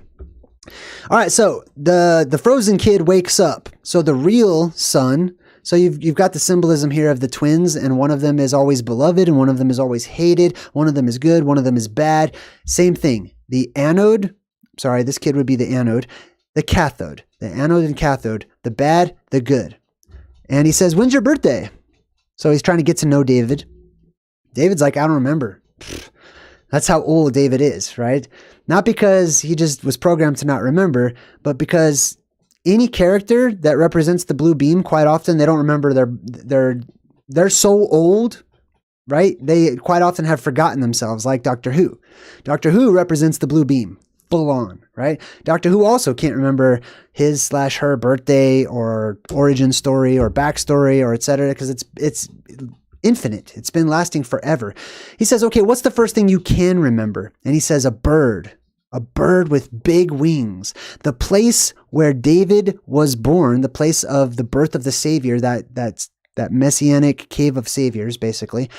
When you look up from that, you will see a bird with big wings. And then he does the Atlas symbolism right there, right? Same thing. Atlas holding up the sky, which is what he did. Sometimes they show Atlas holding up the earth as a ball. Not accurate. He held up the sky. The reason that it's curved like that is because in the middle where he stands, he holds the sky at the apex, which is that inverted dome, the moon, which is another world. All right, so he is holding up another world, but he's also holding up the sky at the exact same time. Feathers were sticking up out of the bottom of this bird. So this is an example of the bluebird of happiness, aka the thunderbird, right? Also the phoenix. It depends on how you look at it, but there's various cosmic birds that were seen in the sky. And he does this symbol, the hands up symbolism of the squatter man. Atlas, the Atlas symbolism, right? Of the stick figure holding up. Now see, check this one out. They put the stars on that too. Even though that's sort of a globe or globular, they put the stars on it too. This is also Jesus. This is also Odin. This is also so many different people or characters. And then he draws the bird, drawing what he remembers, just like in the other Will Smith artificial intelligence movie. Now, she's going to bed and she's reading him a story, the Pinocchio, I believe, and says, as he slept, he dreamt that he saw the fairy, lovely and smiling. When he saw that he was no longer a puppet, are you no longer a puppet? Right? Like we are no longer puppets when the day of Jubilee comes, right? When others don't have their magic spells and their greedy little fingers in our lives and tugging us around by invisible forces and stuff called laws and rules and regulations and barriers and boundaries and borders and all this other garbage, right? We'll be set free. Our strings will be cut loose and you'll be a real boy. But a real boy, just like the other boys. Now, the bad kid, the anode kid, is like, I want a lock of mommy's hair. I dare you to go cut it off. Remember, one of those words meant a lock of hair. Interesting, right? He says, go chop off her hair. Now, David represents that blue beam. Another character that is also a barber that also has a story about cutting off a lock of hair that is very famous is Loki. Also a trickster god, just like we talked about, made that correlation with Robin Hood or Robin Goodfellow being a trickster, right? Loki was also the trickster, and he had a famous story where he cut off Sif's hair, which in the Marvel movies, their relationship is a bit different, but the story is very similar. So Loki cuts off Sif's hair. Let's go ahead and dive into that story real quick. It says, there's a writer of the Prose Edda, which is basically Norse mythology, and his name is Snorri Sturluson, I believe. And Snorri states that Thor married Sif. In the Marvel movies, I think they're like brother and sister, but in reality, in the actual history, they're married. Thor and Sif are married. So Thor married Sif, and that she was known as a prophetess called Sybil. So Sif, who had her hair cut, and Sybil are one and the same character, or definitely related in history. Though we know her as Sif, right? So that F sound was interchangeable with a B sound in a different language. We read on, and it says, let's see. Oh, okay. This is the story of, how do you say that guy's name? Aeneas? I'm sorry. He arrives in Italy where he intends to found a city and his people. So this is the story of Troy. This is the war of Troy after the war. Okay. This is all the stuff that happened after the big war of Troy or whatever. Now, the Sibyl of Cumae. There were many Sibyls. Sibyl was a station, basically. Then an old woman, over 700 years old, at the temple of Apollo, consents to escort him on a journey into the underworld to comply with his wish to see the shade, or the spirit, of his deceased father, before entering into the underworld. Deiphobia tells Aeneas that he must first bury the musician Misenus, and also obtain the bough of gold which grows nearby in the woods around her cave. So there's this bough, branch, beam, arch that's golden in color that's growing around this cave, right? And he needs to go into that cave so he can get into the underworld and see the spirits of his dead relatives or whatever, right? Anyways, it's related to the golden color of the hair. That's the only point I was trying to make here. And it says here that on Loki's journey, Loki quickly heads down to Svartalfheim. Now, Svart is like Arnold Schwarzenegger, Svart. may the Schwartz be with you, it means black. It means dark, basically. So when they say the Schwartz be with you, they're talking about the Black Mountain. They're talking about Rupus Negra. Now, Loki goes down into Svartalfheim. That means Black Elf World, basically, or garden, where the dwarves lived. We've already talked about the dwarves. They live in the underground realm. And Loki intends to ask the dwarves, known as unrivaled craftsmen, to make a suitable replacement for Sif's hair. So he, for some reason, needs the dwarves to create a wig because they're so good at crafting things. Like, dude, no. If it was actually real hair and just a wig, you don't need to go to the dwarves who can craft Mjolnir and Odin's spear and all these crazy weapons and stuff to make a wig of hair. You know what I mean? It's obviously not talking about actual hair. It's talking about electromagnetic properties. All right. Also reminds me of the golden hair of Rapunzel and the tower, which is also the Mount Meru symbolism, right? Let down your hair that I may climb the golden stair. Loki's stung broke above the eye. So one of those dwarves was trying to make some weapons for him, but Loki, he was bored, basically, and he starts like trying to gamble with the dwarves. He's like, I bet you can't make another one in, you know, such and such a time or whatever. So he turns into a bug and he bites this dwarf on his eyelid, causing him to mess up his vision in that one eye or whatever. The dwarf, totally unfazed, he continues on to make it and everything, causing blood to run down. Now, if in the movie David also represents Loki, then we should have some symbolism of the one eye symbolism too. So he cuts off a lock of her hair. She gets up and she's like, oh my God, I think I cut my eye. Oh my God, it's bleeding. Exactly like the story of Loki and the dwarf that he bit, right? So after David does this, he becomes a little dangerous. He's questionable. He actually is questionable another time when he pulls his brother down into the bottom of a pool on accident, doesn't try to hurt him or anything, but he's seen as being dangerous, right? So his mom takes him out into the middle of a forest and just drops him off, right? And just says, run. And is this better than death? So just here, run into the wilderness of this forest. This forest that they chose for the movie is extremely overgrown, wouldn't you think?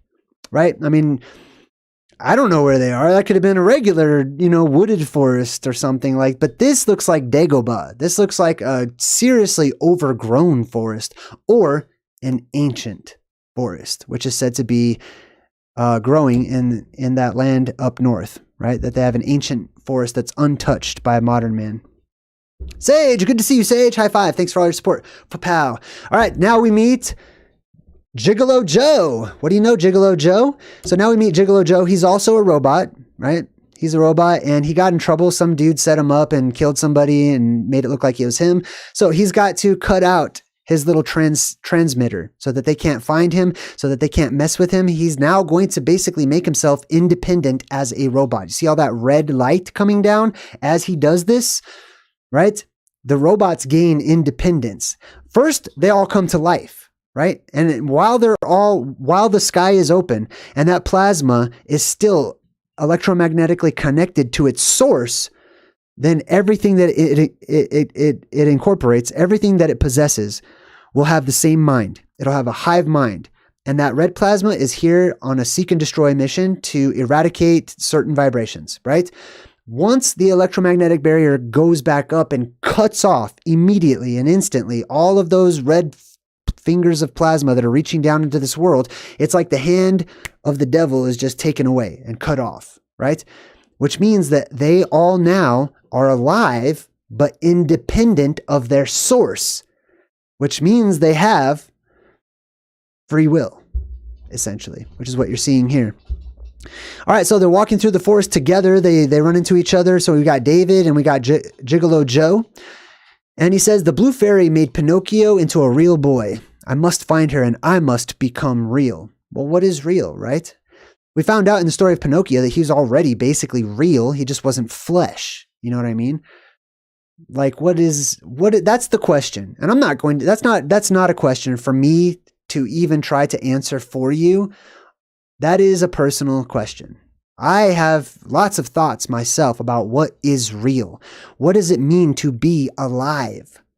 And how is humanity any different than the other things that exhibit similar qualities on whatever scale? All All right, so he happens upon, there's this huge garbage dump where they're dumping out all these extra unwanted robot parts in this forest for some reason. I don't know why that's happening, but they're just littering this forest, right, with all these dead robot parts. Now, I'll tell you a theory that I have. Let's look at these robots. Take a look at these. Does this look like a bunch of just rejected robots from the future gathering their body parts? Or does this look more like Night of the Living Dead?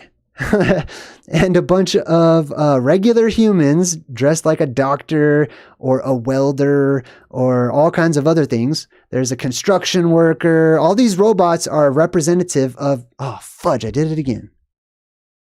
Sorry, one sec. Damn it. If you right click on the picture, it takes me to a different folder for some reason. Can't stand it. No problem, no problem. All right, where were we here? We're getting deep. We're getting deep. Let's see. Where was I? The zombie robots? The zombie post-apocalyptic garbage world robots? The heck is that? I'm going to guess. I think it's somewhere around... There we go. Sorry about that. All right. So isn't this fun, a live stream, when you never know what could happen, right? There could be a spider in my room. You never know.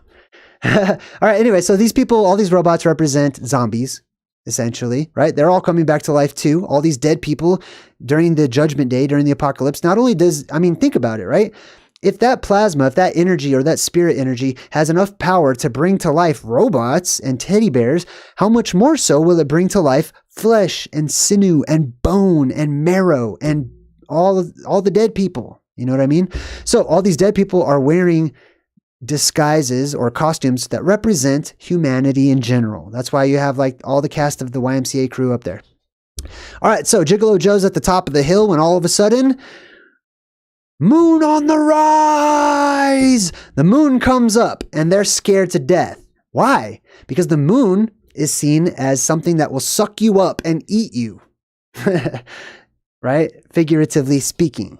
Also, actually speaking, right? Depends on how you look at it. Chronos, etc., right? So he looks back, the moon looks like it's on the rise, but wait a minute, we've already been challenged by this movie a few times to start with. Is this the real moon? No, because the real moon doesn't move. That's how you know it's the real moon. Okay. Anyways, this moon starts coming up over the horizon and look at the bottom of it. See, so it has like a sort of a dome shape there in that particular shot, but then it's got that sort of circle / symbolically a hole at the bottom of it, which is really interesting. And God made the two great lights, the greater light to rule the day and the lesser light to rule the night. Not God made one light and a rock to reflect that light, but two lights. Think about it. Here's also just a quick little image. I put together a lot of my theories visually so that I can see what they look like and how they would act and stuff like that. So this red arch right here represents our dome or our sky or the firmament. This would represent, and it's not drawn to scale or anything, right? I feel like Doc Brown every time I have to say that. This would be the moon, right? Or the inner dome, which by extension may also have its own little reversed inner dome inside of it. And it depends upon how the light hits inside, because you have to remember, if there is an inner dome, that's a crater on the outside, right? This is hollow. The moon is hollow on the other side. This is crazy. And here's all the little stars on it that I superimposed on there, and they project those stars down onto the sky. And then, dependent upon where those beams of light hit in other places, they will create wandering stars. Just like one of those spiroscopes, what are they called? Spirographs, right? Depends on where your starting point is, how it will actually wander about and stuff. Same thing is happening. And the planets do that. Not in the academic model, okay? Not in the mainstream academic model. You can't plot out the course of the planets in a spirograph, but in a geocentric model, this is what the path of the planets look like, right? Because this is an interference pattern. right? There is light. It should just be a circle. If it was a circle, then boom, that's the rotation of the planets or the orbit or whatever, and they're just all going in circles. That's how it should be. But that's not. When it's charted out and graphed out, there's an interference there, which means that the light above, which is causing those lights to wander, right, out of their appointed places, is because that light is hitting something that the other rays of light are not hitting, and it's redirecting them. It's an interference pattern. Speaking of secret government projects, there's one called Project Moon Blink. Speaking of the eye in the sky, let's check this out real quick. Project Moon Blink. Project Moon Blink was a draft that NASA created in 1965 to 1966 for the exploration of unusual phenomena or anomalies on the surface of the moon. I'm going to leave that as a cliffhanger because I promise you next week I've got a whole list of examples of these weird anomalies that the government has taken notice of. Not just you and I, independent researchers or anything, but the government was like, hey, there's a lot of these anomalies. Like, we need to collect them all and look into this, right? So look out for that coming next week. I will just give you a little teaser of what is to come for those anomalies and Project Moon Blink, the eye in the sky, right? The wink. And this says, I'm just going to read this. I'm sorry that it's not legible whenever I zoom out all the way. All right. In a report issued by NASA in October of 1966, the background is described as follows. There have been some puzzling reports over the years. Before 1843, astronomers listed Linnae, is that Linnae? Yeah, Linnae, however you say that. Linnae as a normal but steep-walled crater, about 5 miles in diameter. They're talking about a crater on the moon. Now check this out. It gets so interesting, especially in light of what we just talked about and my theories. I'm so excited right now. Check this out. Let me start over. All right. Before 1843, which was freaking a long time ago, astronomers listed Linnae as a normal but steep-walled crater about 5 miles in diameter. In 1866, a man named Schmidt, a famous astronomer, reported that Linnae was not a crater at all, but it looked more like a whitish cloud. Later, observers disagreed with both of those descriptions.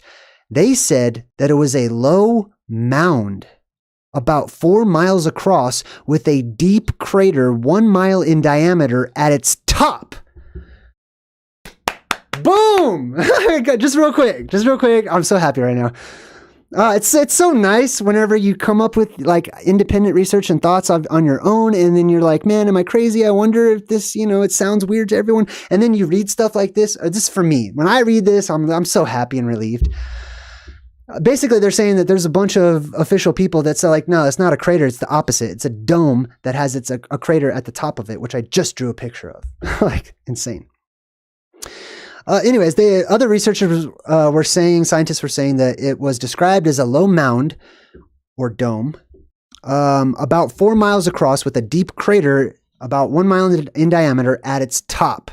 Much later in 1961, Patrick Moore, one of the foremost contemporary lunar astronomers, was astonished that Linnae appeared to be a normal crater about 3 miles in diameter. So the diameter, the size of this crater is changing every time they record it. Moore examined it with 2 telescopes and then called another astronomer. This is a big deal, or was back then. He examined it with a 3rd instrument and reported a similar inexplicable appearance.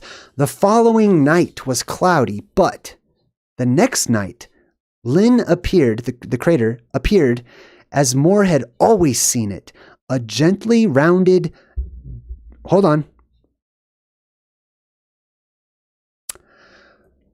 dome. A gently rounded dome with a small crater on the top of it. Anyways, I can't wait to talk about that next week. I'm so excited about it. All right. We go back up to the moon. Now at the bottom of this little moon balloon or whatever it is, there's a cage and they're sucking up the robots, they're pulling up the robots and stuff, and they're pulling them up to the moon. This is why when the moon opens up, people say like, don't go into the white light and the moon will eat your soul and all this stuff. And they have their personal opinions about whether or not that's a good thing or a bad thing, but there's truth to that. There's truth that the moon, when it opens up, sucks in all of those souls up there in the northern lights area, the aurora borealis, that are all those souls swimming around. They're the first ones. They get eaten by the moon, they get sucked out, and they leave this world and they go to some other place. And I'm happy for them. Now, this dude inside the balloon hates robots, and he's like, expel your mecha. And he tells him to go get Joe. Now, this guy right here is collecting all the robots, and the moon, he's talking from the moon, so he's sort of acting as the voice of the moon, saying to expel your mecha. It's an interesting choice of words, to expel. That means to throw out, the actual physically throw something out, to project it, to shoot it out, right? To expel. Right? To jet out of something. It says expel your mecha. So this is story form of what happens in our world. We have all this technology that I'm using to do this live stream right now, cars, robots, all this stuff. Much of it will be expelled. Much of it will be kicked out of this world, of this school of thought, of this particular realm where we learn certain things. It will get sucked up by increased buoyancy and extremely strong winds. That will also help to pull things up into the sky. It'll get sucked up to the moon. It will get ejected out of here. And the mecha, the mechanical things of this world, will be gone and forgotten as it all starts over again. Oh my God, I'm so excited right now. I love it when a plan comes together. All right, anyways, he says, sick the hounds on the rest. So they're going to try to pick up Gigolo Joe. And he says, sick the hounds on the rest. Hounds. These are the hellhounds, symbolically speaking. These are the Fantazoid devil dogs that I've mentioned many times, right? That there's these various classes and types of root races to what we call animals or animals in our world today, right? All our animals came from somewhere. And if you've been following my channel long enough, you'll see that the animals in the native traditions are said to have dropped down from the sky. I call those Fantazoids. Sometimes they come up from inside the earth. This is a type of Fantazoid. Affectionately, I call it the hellhound or the devil dog. Either way. And I'm sure these things, over time may become domesticated, probably turning into bears or regular dogs or household things and stuff that we're used to today, right? But initially they're monsters. They're scary looking to us when we first see them. So they also have these bikers, this post-apocalyptic biker game, and they just have these like dogs on them for like, why? They're robots. They're chasing down robots. You know what I mean? Like the robots are not supposed to be afraid of a motorcycle that has a head of a dog on it or whatever. You know what I mean? It's symbolic. All right, so the moon's overhead. They got this blue beam light shining down on everybody, and they take the robots to what they call the flesh fair or the celebration of life. Now, this is class division. There are those that will recognize, right? There are those that will come, that will survive this world, and they'll look back and they'll say, "Oh man, that." You know why the world was destroyed? Technology. That's to blame. Oh, technology is all bad and we used it all wrong, and they'll just hate technology. They find a scapegoat every time. God, man, they do that every time. It's going to happen again, I promise, right? Some of us aren't awesome and we like to be neutral. But some people will completely blame technology. Other religious people will completely blame people who don't believe in their religion, etc. It all depends on your perspective. But some people will want to celebrate their freedom from said technology. So anytime they encounter leftover remnants from our world, our modern age today, that has floated back down and landed in debris piles all over the world, and people are sifting through them, trying to reincorporate or reverse engineer them or repurpose them, right? Which is steampunk. That's going to be steampunk. There will be a class of people who will just say, you need to burn all that. You need to get rid of that. That's what destroyed the world last time. You know what I mean? And people will get all hyped up just like they always do. You know what I mean? So it's the same type of thing. Anyways, various of these zombie robots from various classes of us around the world. There's a baker over there. There's a doctor, there's a cop and stuff like that, right? And he says, why is this happening? And the cop goes, history repeats itself. That's why this is happening. They're talking straight to us, right? You're watching history repeating itself, but it's being told as a story. right? Now, they grab the kid, they grab Gigolo Joe. David and Gigolo Joe are underneath a vat of acid, which I believe, I'm not going to get too deep into this, but I believe that acid is created in vast amounts during the plasma apocalypse. So do not go out into the rain, okay? Don't go outside, like, just be careful, okay? You need to allow things to settle after the apocalypse. Please remember this. Just because the apocalypse comes does not mean that the very next day rainbows will be out and the birds will be chirping and you'll get to dance with the cartoons and you know what I mean? Like, it's going to take times for things to reach equilibrium, for things to settle back down, right? The air needs to settle down. Our atmosphere needs to settle down and layer back out and stuff. The earth needs to settle back down. The waters need to recede, etc., right? But anyways, acid is definitely going to be created. And that's probably why the gods are so afraid of holy water, because that is probably holy water. And some drips down on the shoulder and he's like, don't burn me. Don't burn me. I'm not Pinocchio. Don't make me die. I'm David. I'm David. And this dude over here, he wants him dead. This dude hates robots and he doesn't care. He just sees David as being a trickery, right? He's trying to trick us. Like, oh, this is the government. This is them. And he's trying to, and then he takes his own personal feelings, projects that onto all of those audience members back there, like they're at church, basically, or school. Ugh. And one lady with a conscience stands up and she's like, hey, Mecha don't plead for their lives. Who is that? Now she's acknowledging that's not a robot. That boy is alive. Regardless of whatever he's actually made out of, she sees life. She recognizes something that is a part of herself in that boy who is pleading for his existence. All right, so they allow David to escape along with Gigolo Joe. They go through the magical wooded areas and they see the moon. Stop dead in their tracks because they're like, wait a minute. Is that real? The robot's like, the teddy bear's like, I don't know, David. Man, that's a good question, right? Is that real? Now, Gigolo Joe says, listen, if we're going to go to a place called Rouge City, which means red city, in order to find the blue fairy, because they're looking for the blue fairy, we will have to journey towards the moon. Why is that? Because the moon is at the North Pole. It's just up in the sky. It's the easterly point. It's the eastern star, basically, if you want to call it that. But it's at the north. You have to go northwards. On our flat plane of existence, you have to go inwards towards the middle and you will be under the moon, the real moon, actually. So that's why he says we have to go towards the moon. That moon over there that they're looking at, well, actually, that's probably I don't want to confuse everyone, so let's just move forward. All right, so they need to go to Rouge City, the red sky, the time of magic, because that's where you'll see the blue fairy. You don't see the blue fairy during the blue sky, the blue city.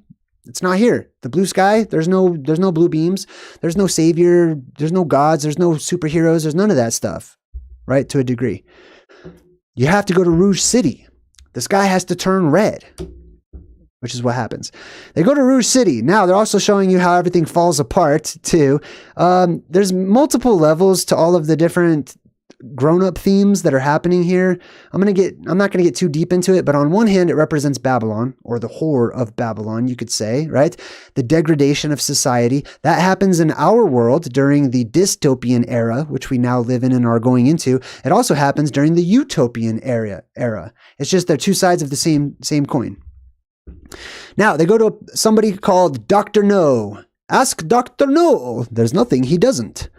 There's a lot of celebrities that make cameos in this movie. This is Robin Williams. There's some really cool celebrity cameos that I never noticed before. So Robin Williams is Dr. No, I believe. And he says, ask Dr. No. He's basically the internet. Now, let's watch how they use the internet and see how what kind of progress they can make here. So he just is like, okay, no problem. I got this. Where is the blue fairy? So pretend this is me. Okay, and I'm at home on my computer trying to figure out where the blue beam is, or Rupus Nigra, or the island at the top of the world, etc., right? So I type it in. Where is the blue beam? He comes back with, blooms twice annually with bright blue flowers on a branch of inflorescence or whatever. So the internet does not know what you're talking about. It's filled with information, but there is no personal connection. So it's grasping at straws. So he literally grasps at straws or flowers, right? So this is what happens with me. I'm like, where is the entrance into the world. And it'll be like, oh, entrance into the world cafe or whatever. You know what I mean? Like there is a disconnect between us and all this vast information.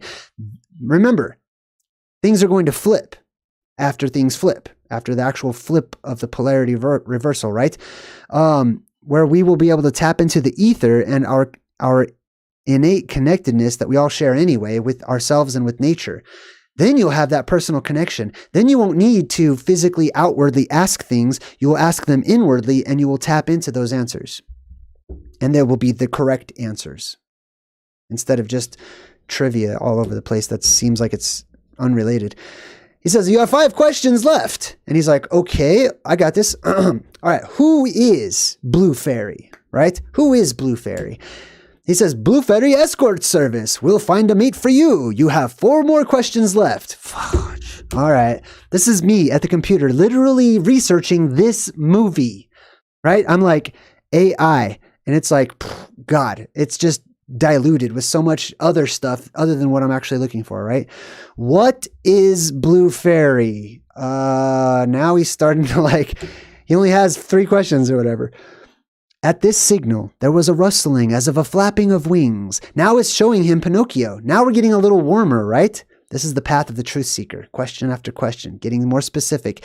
And you'll see a correlation between what's happening here and what happens at the very beginning of the movie Labyrinth when Sarah is trying to get to the middle of the maze, right? At the very beginning, she's asking the wrong questions to Hoggle. And Hoggle's like, I'm answering you. You're just not asking the right questions, right? It's also reminiscent of The Giver when they talk about precision of language, right? We can learn some stuff from these movies.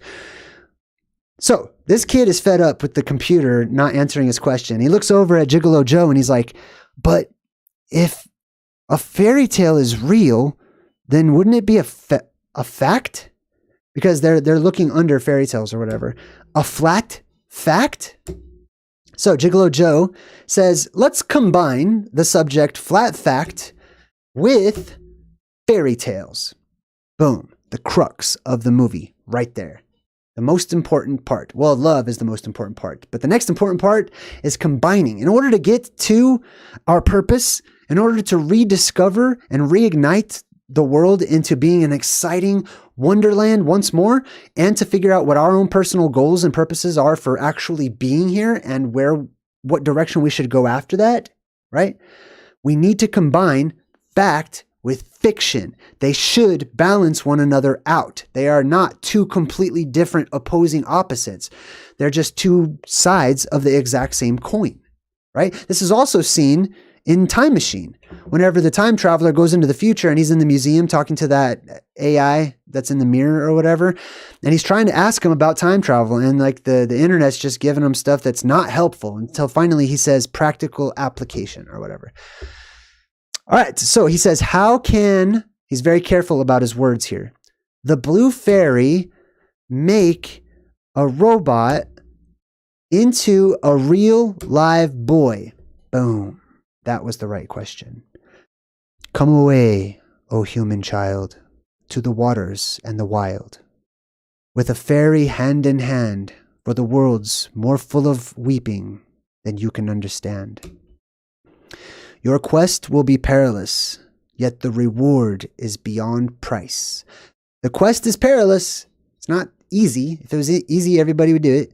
But the reward is beyond price. The rewards that we talk about, when we talk about the plasma apocalypse, we talk about all the perilous stuff. We talk about acid falling from the sky, nitrous oxide clouds blowing in from nowhere, the dead rising from their graves, robots trying to destroy and kill everybody and coming to life, the air being sucked out of your lungs. There's a lot of perilous, scary stuff, but the reward is beyond price.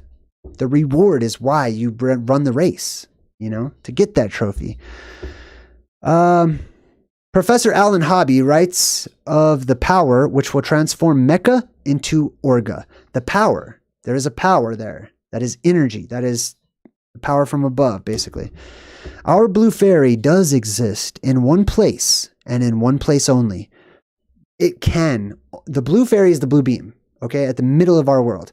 And that fairy can exist in one place only, which is at the top of the world between the anode and cathode mountains to give it the legs, right?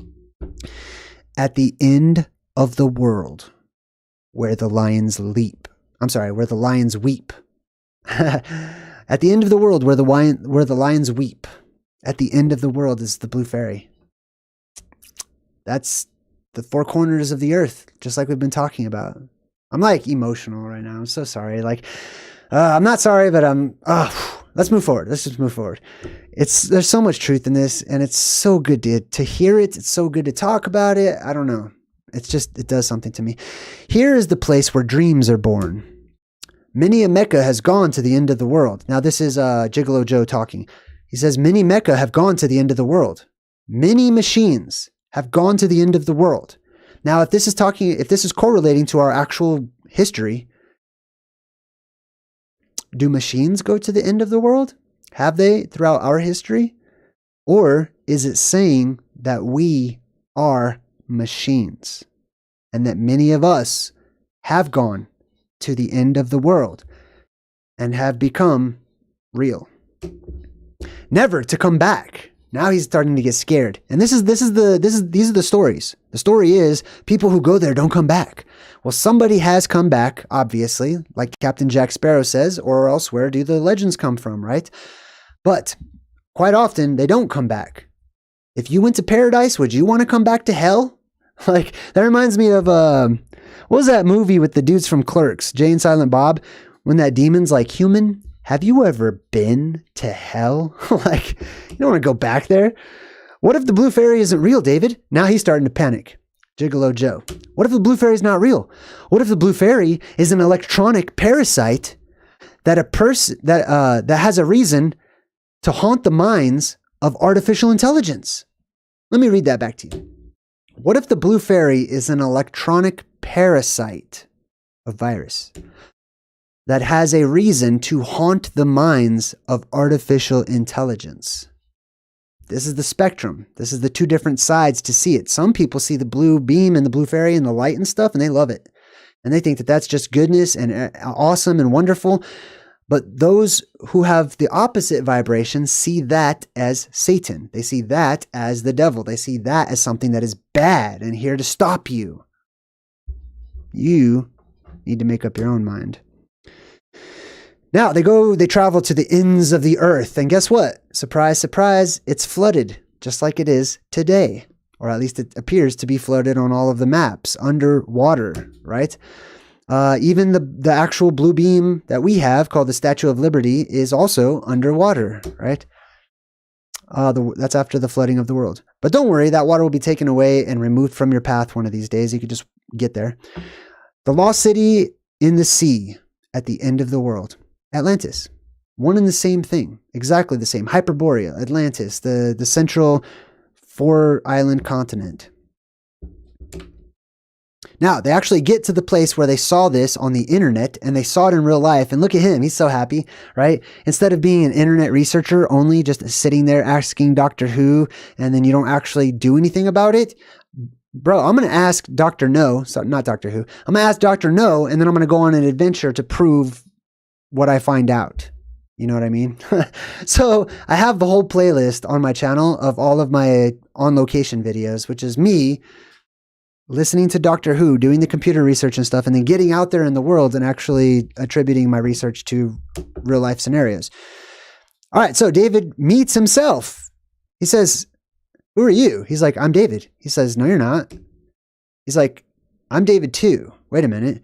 So he sees a copy of himself, or a simulacrum or simulacrum of himself, a simulation of himself, a copy of himself.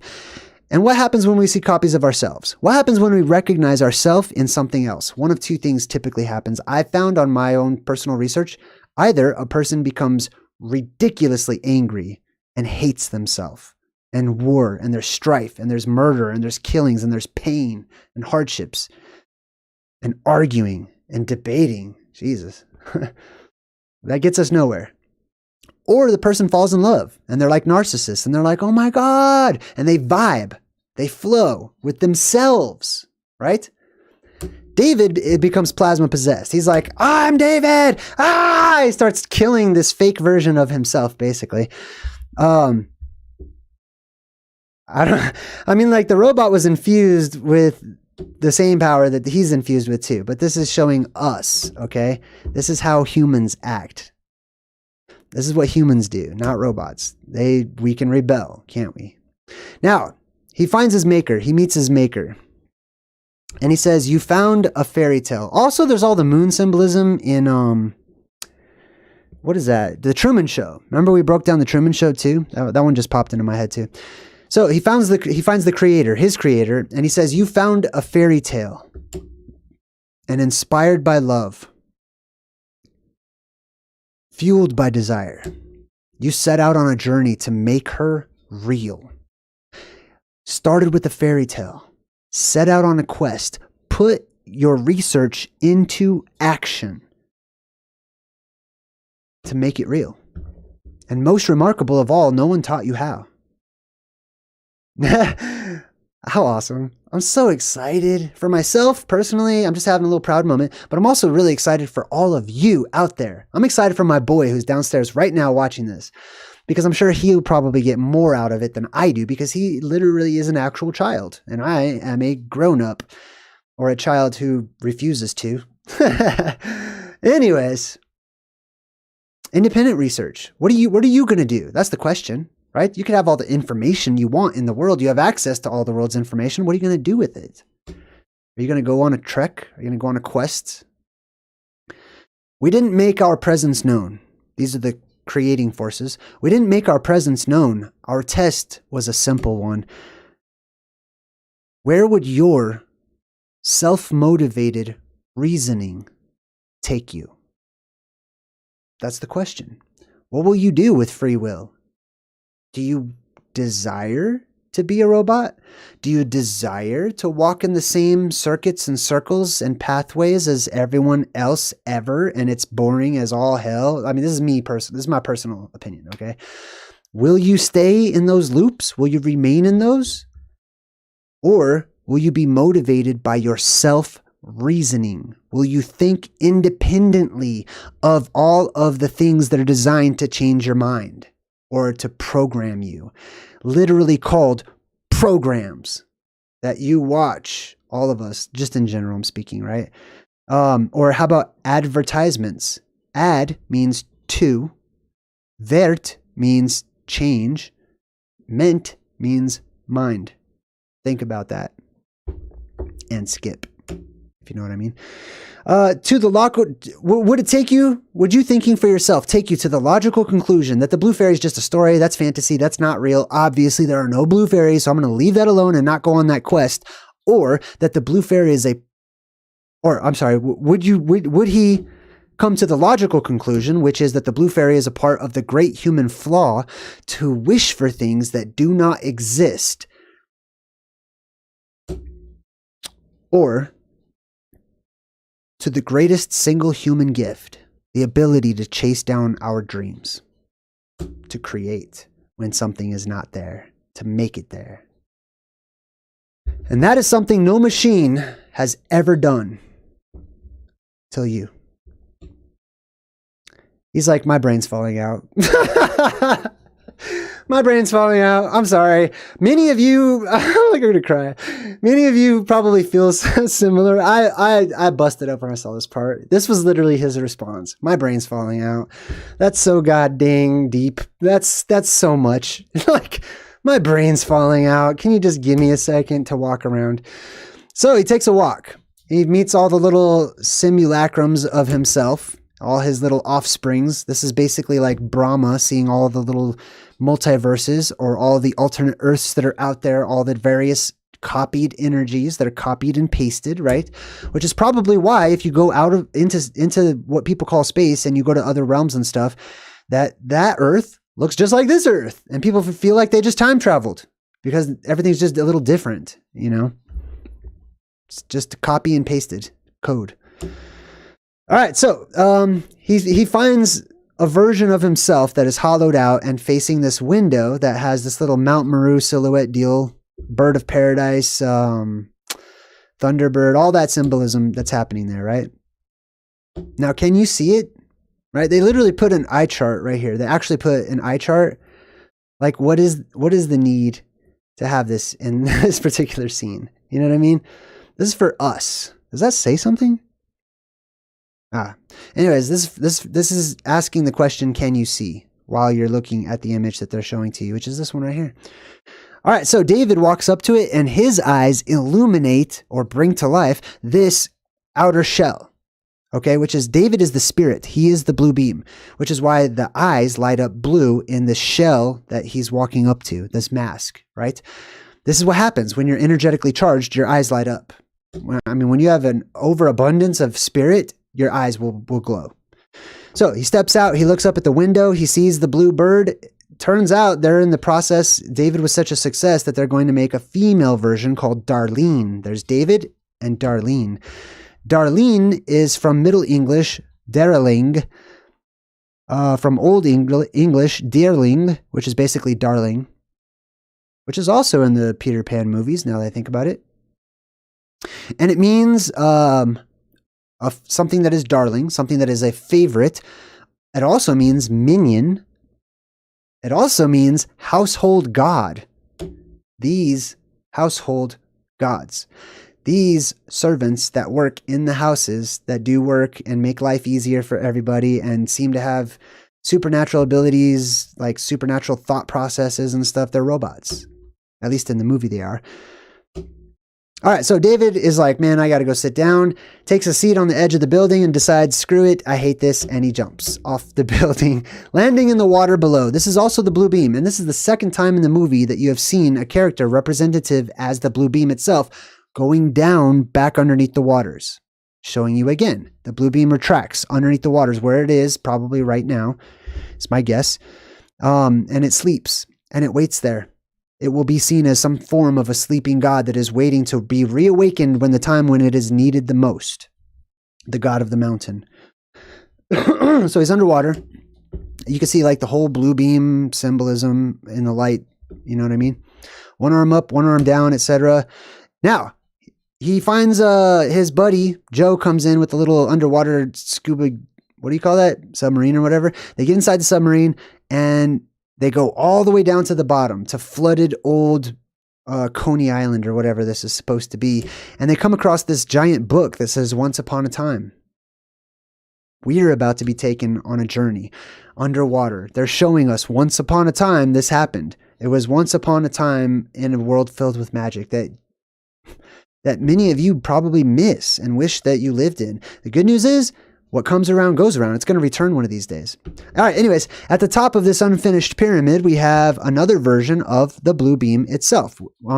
So this is David the robot, or the lifeless mecha, seeking to be filled or incorporated or possessed by a force of goodness to make him real, basically.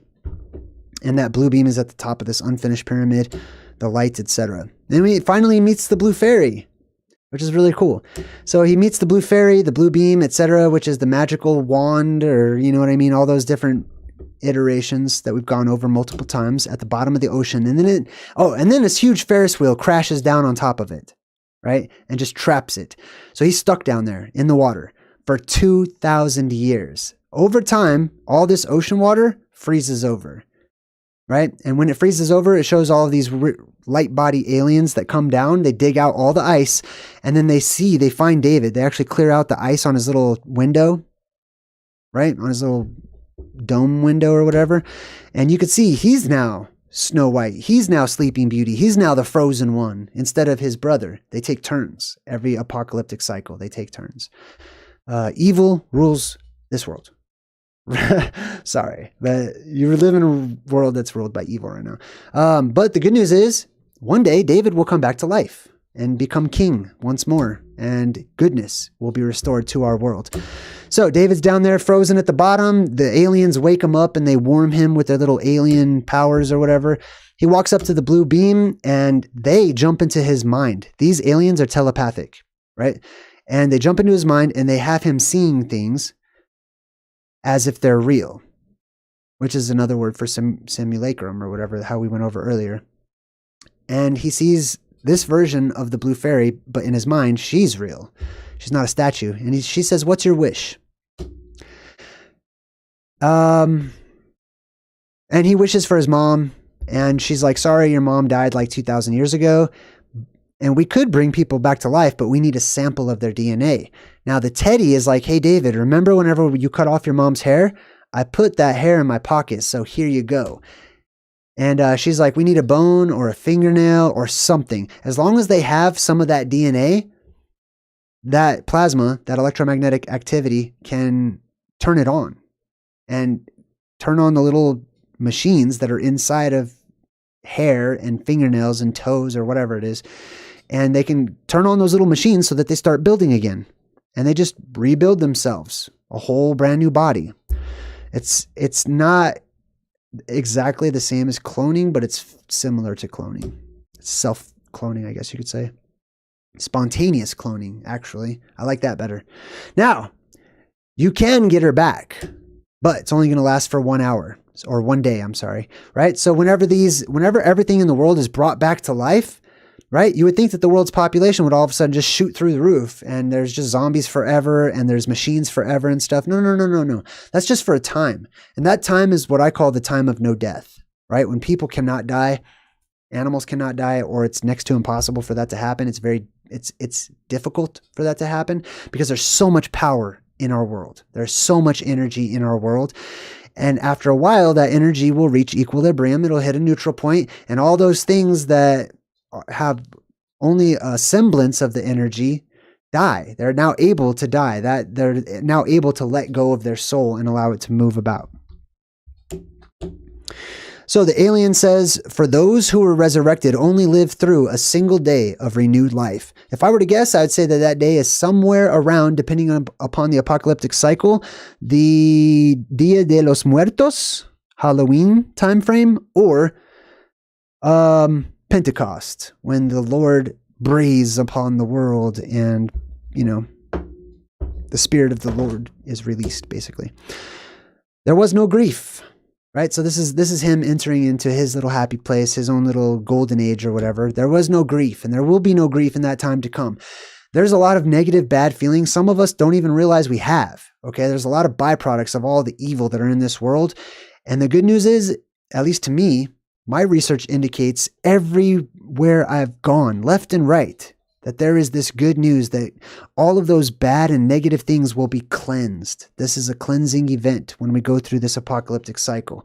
So you're going to feel better, the opposite. The opposite happens. It's a polarity shift completely. The opposite happens. Depression is taken away because we will no longer be pressed in with pressure because the world will be depressurized. So your depression will be depressurized, basically. Oh, popcorn. Who was that? Hammer. Thanks, Hammer. Super appreciate it. All right, let's finish this up. So David hugs his mom and she says, "I have always loved you." And that was the everlasting moment that he had been waiting for. And I'm so glad that came at the end of the movie because I was so choked up. Like after 2 days of breaking this movie down and all the intelligent stuff happening and all the information and knowledge. Just, God, the simplicity behind this one part, that's all we want. That's all we're looking for is some love. That's all we want is for someone to vibe with us. We don't want to be hated. We don't want to argue. We don't want people to call us names. We don't like all the bad vibes. We don't like all the sickness and the tearing down. We want a hug. That's what we want. We want to be accepted. We want to be loved. We want people to see the value that is us individually.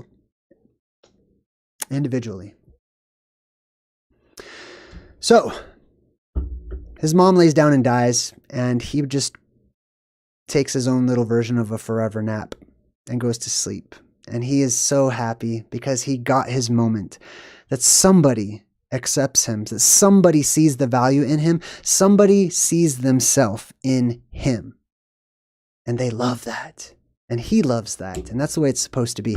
That is our movie for today, Artificial Intelligence. I want to thank everybody who joined us today. I hope that you got some value out of today's presentation. Huge shout out to my daughter and to my son out there watching. I love you both. I love you.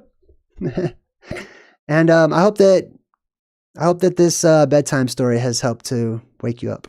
Until next time, I'm JayDreamerZ saying good vibes and goodbye. So hard to fade away.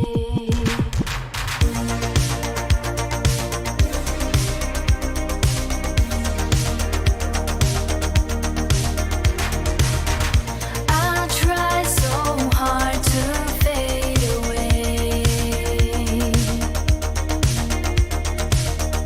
but something's forcing me to stay. It'd be easier for me if I turn away to flee. Oh,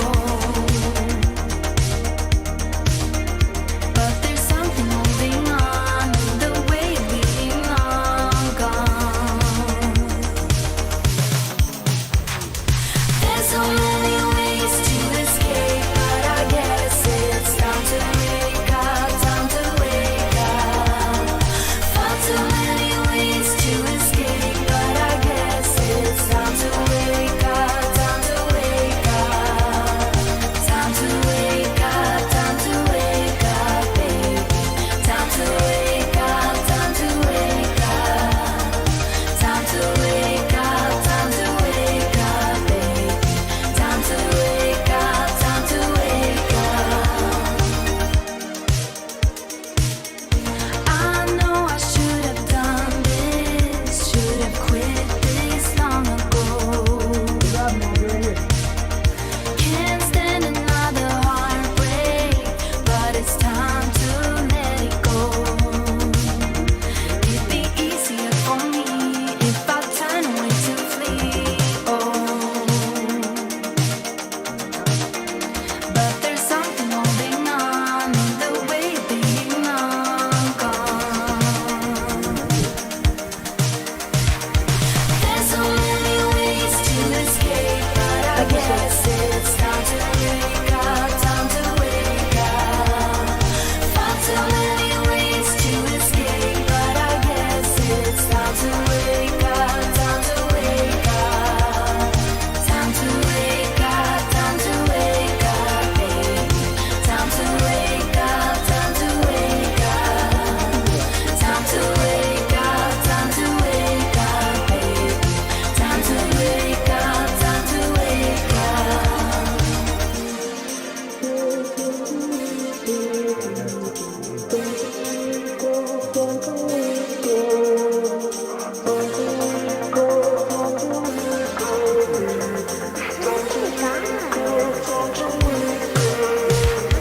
There's so many ways to escape, but I guess it's time to wake up, time to wake up.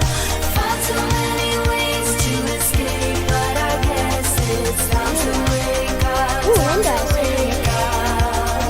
Time to wake up, time to wake up, baby. Time to wake up, time to wake up. Time to wake up, time to wake up, baby. Time to wake up, time to wake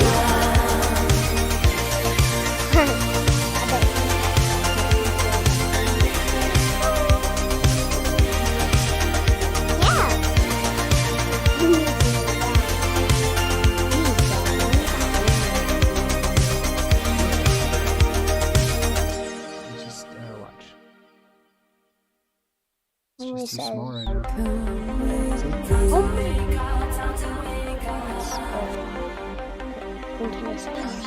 All right, let's see. In this vast multiverse. Right now. Good vibes, everybody. Good vibes and goodbye. Thanks for supporting us on this video. Goodbye. Very nice. Yes.